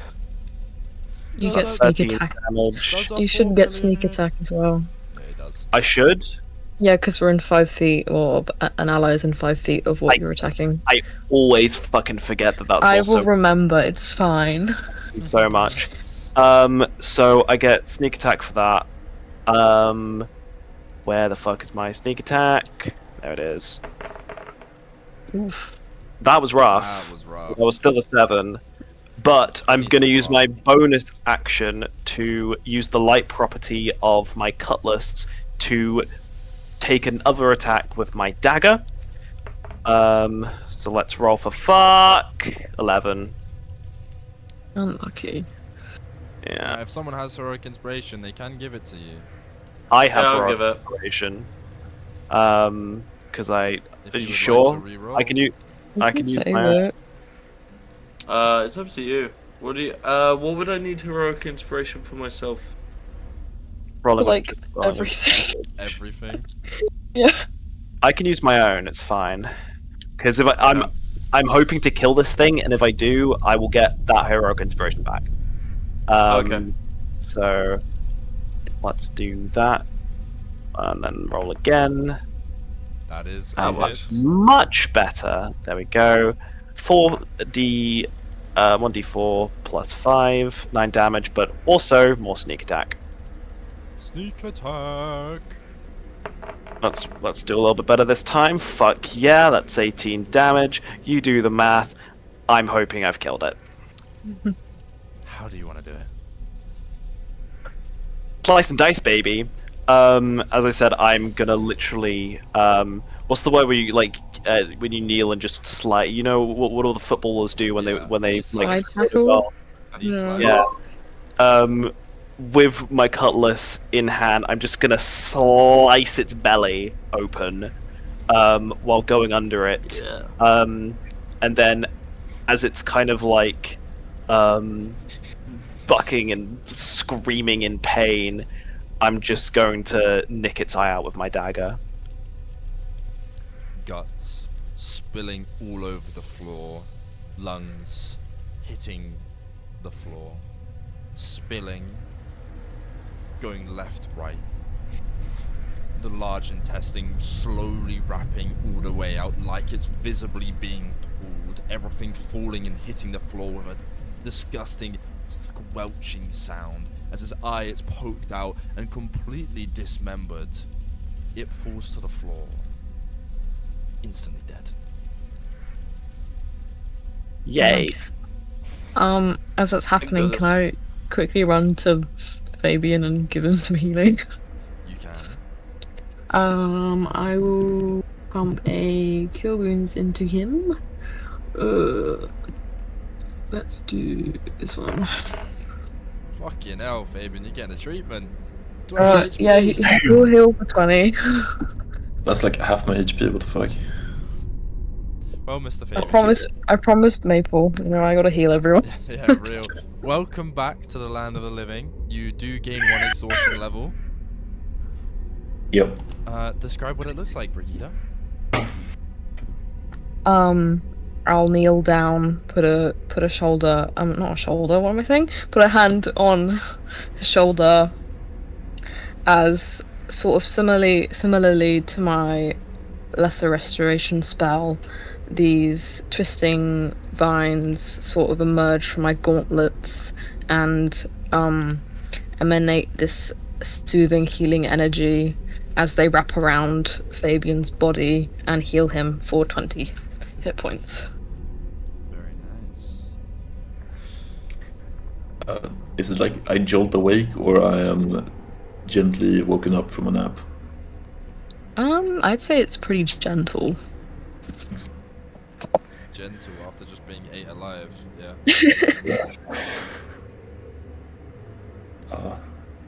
Thank you, Brighida. That's right. I might also just heal myself while I'm at it. I did get a centipede in me. Oh god. Oh god. Okay. Are we fine? Is this... Are we, safe? I do believe. Why don't we check this little door here?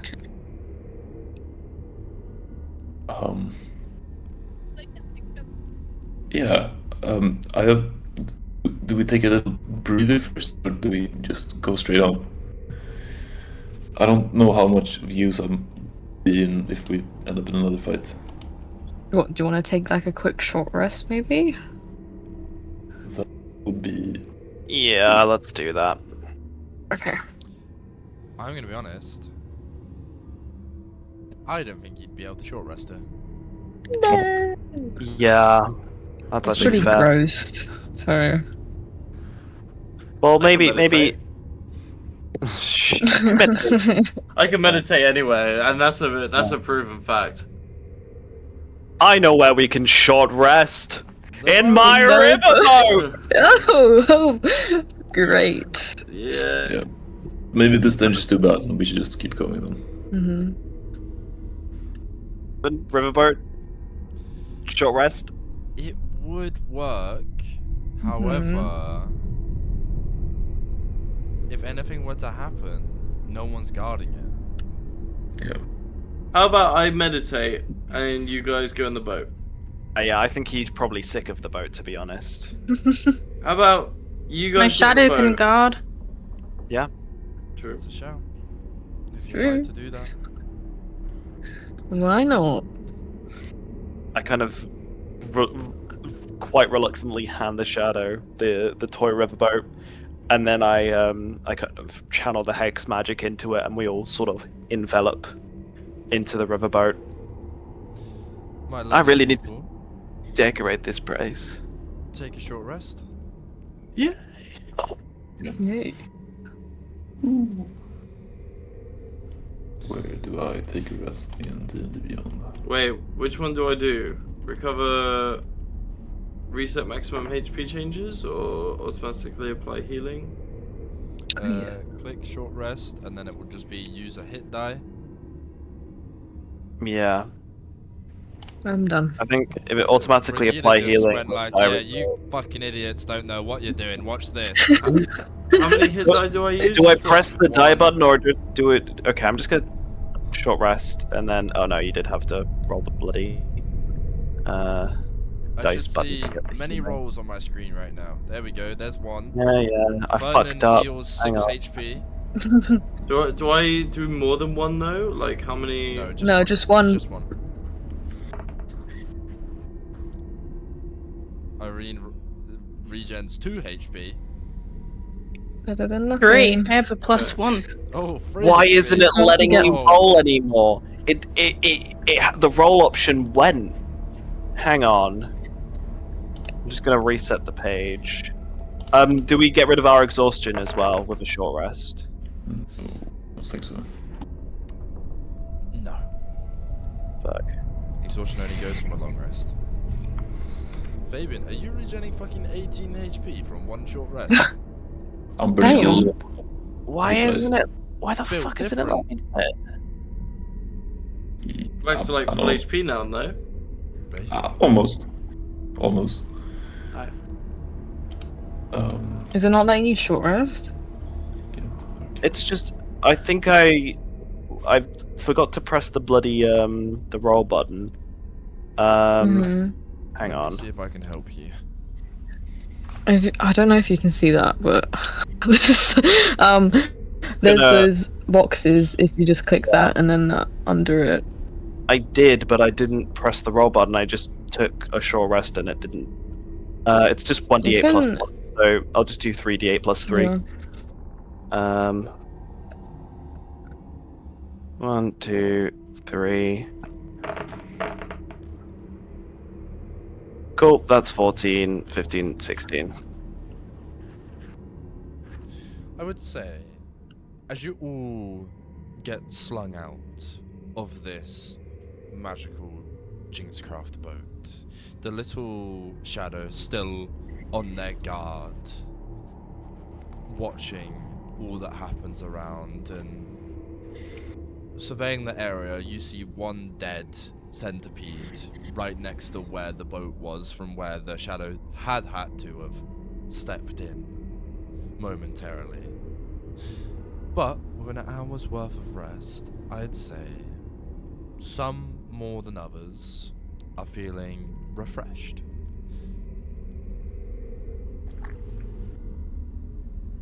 Oh, great. I feel less great. Feel a little bit Does anyone stiff in the want joints. a little? Does anyone want a little bit of more healing, just to give them a Quite little like a bit. boost? Okay. Who's the lowest right now? I'm 37. I'm on 18. Mm-hmm. I'm on Okay. 38, I'm fine. I'm good too. I You're not even a will frontliner. do- How do you have so much health? Me? Feet. Yeah. Oh, I rolled a lot of hit dice. Oh, nice. I rolled 3. Oh, I see.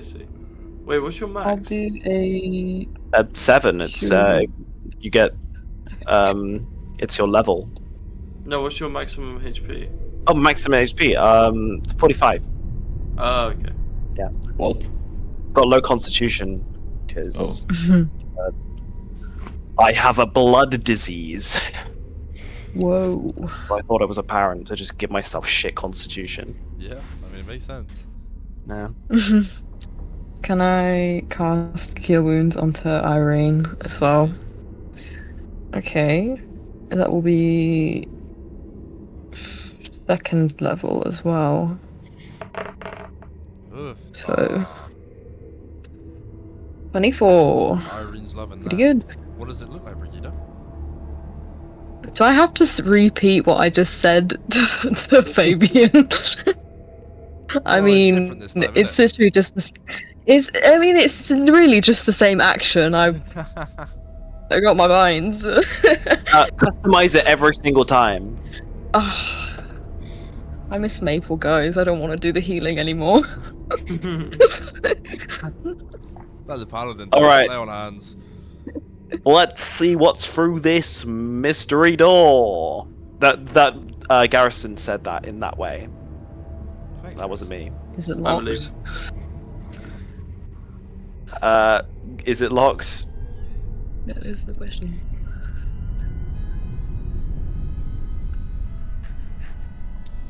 It's not. Now, I'd like to know the Oh. order you're going in. Me I send my first. shadow in first. Like, sure. Yeah, actually, That you know might what? be a good idea. Shadow first. Are we going in like sneakily? Maybe. Maybe. I don't feel like know. opening a door and going into it. I mean, we can It's peek. pretty obvious. We can peek through if needs be.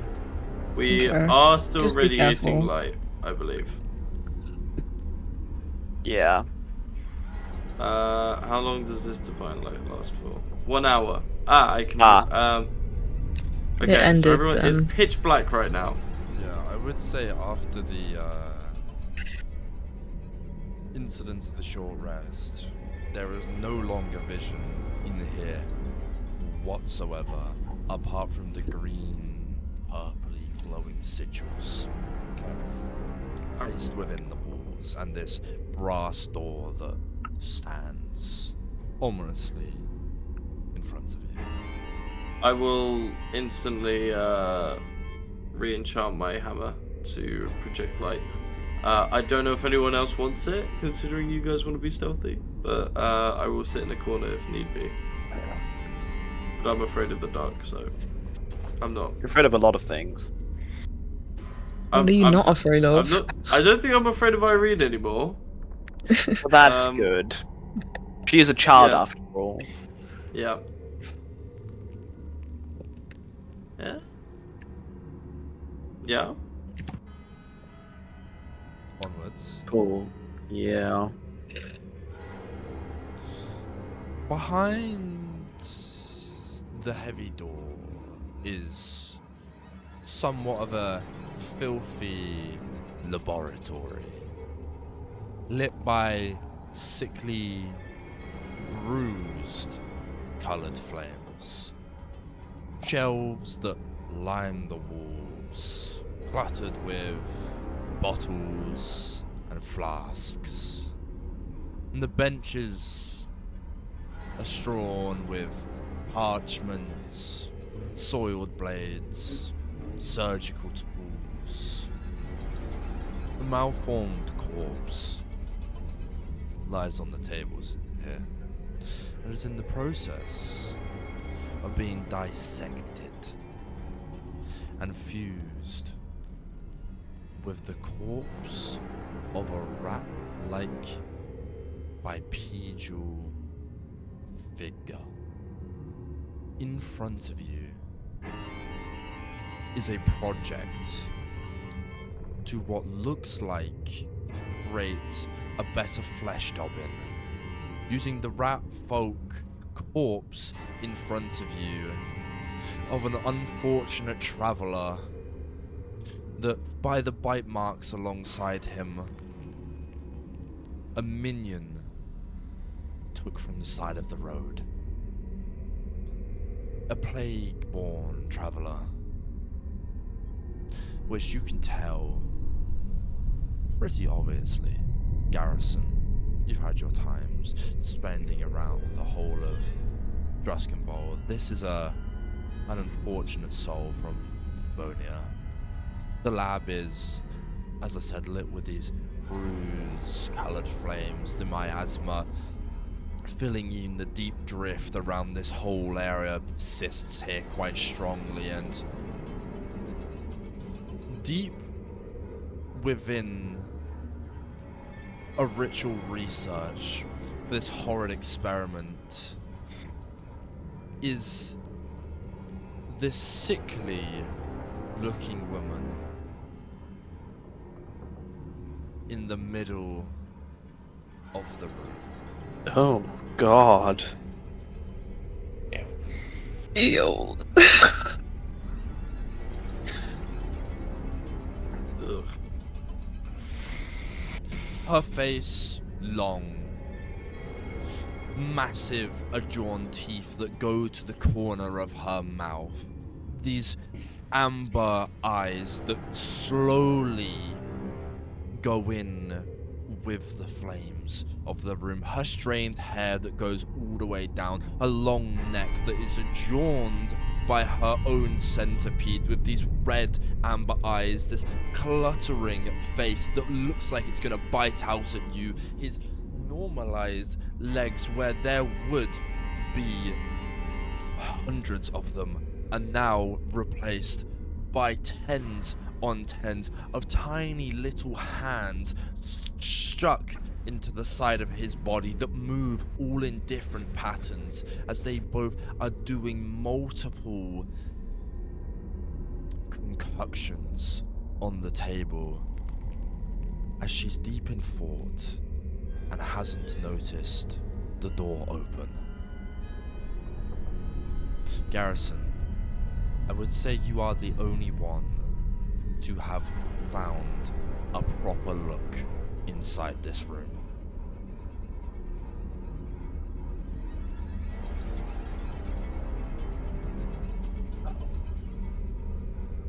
Just Kappa.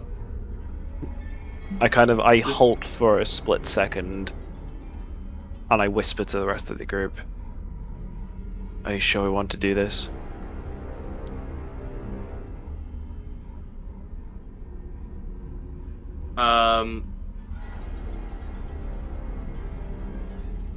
Has anyone got anything that just like explodes the room like straight up? Like, I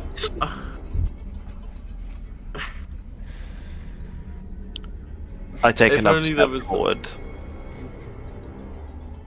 before anyone can respond. Are you going into the room? Regrettably. The centipede hag notices you walking in. Her unnaturally tall, lanky body has morphed over the years to more closely resemble the centipedes she favors, losing her nose and most of her toes and stretching out her neck by several feet. She looks towards you.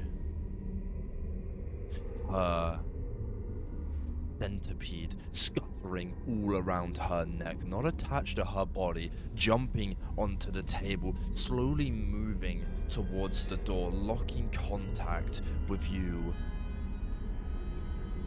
staring into your eyes as the centipede hags put down her experiment, this poor soul from Babonia, trying to make that experiment, looks you dead in the eyes, her neck moving different in angles to her body, the door slowly opening to reveal everyone else behind you before all the lights go out. And that is where we will leave the session for this week. Oh my goodness. Ah, Can we get a picture of the centipede hag in the chat? I really We want to see. can. I will get you a proper photo of her now. Okay. I will show Holy it I mean, to if the she's anything like her recording as sister, well. she's certainly a looker. Yep. It must run in the family. I can't wait for you to get charmed by that thing. Here you go. That's what she Oh looks boy. like. That's some fucking Oh. horror movie shit. Dude. Ooh. Why she got the whole like Ooh. troll face going on? Yeah, true. Ew. Pass. Not even I could smash that. Oh, hear me out. Hear me out. Hit me up, bro. Well- Hit me up, bro. No. That Ah. is the Skitter Deep Hag. And that is where we will leave the session for today. Well, congrats, I mean- guys. That's We're fucking knee crazy. deep crazy. in shit.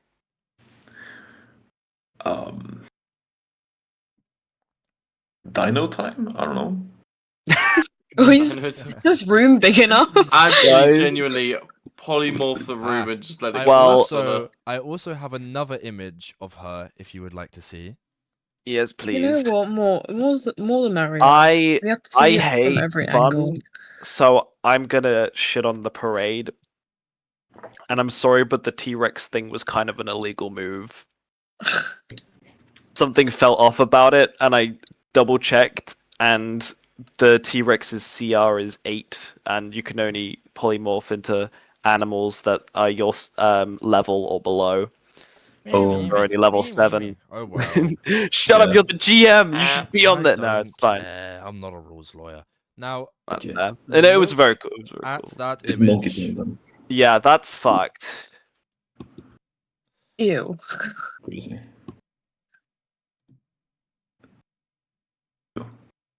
she's not a nice looking woman. No.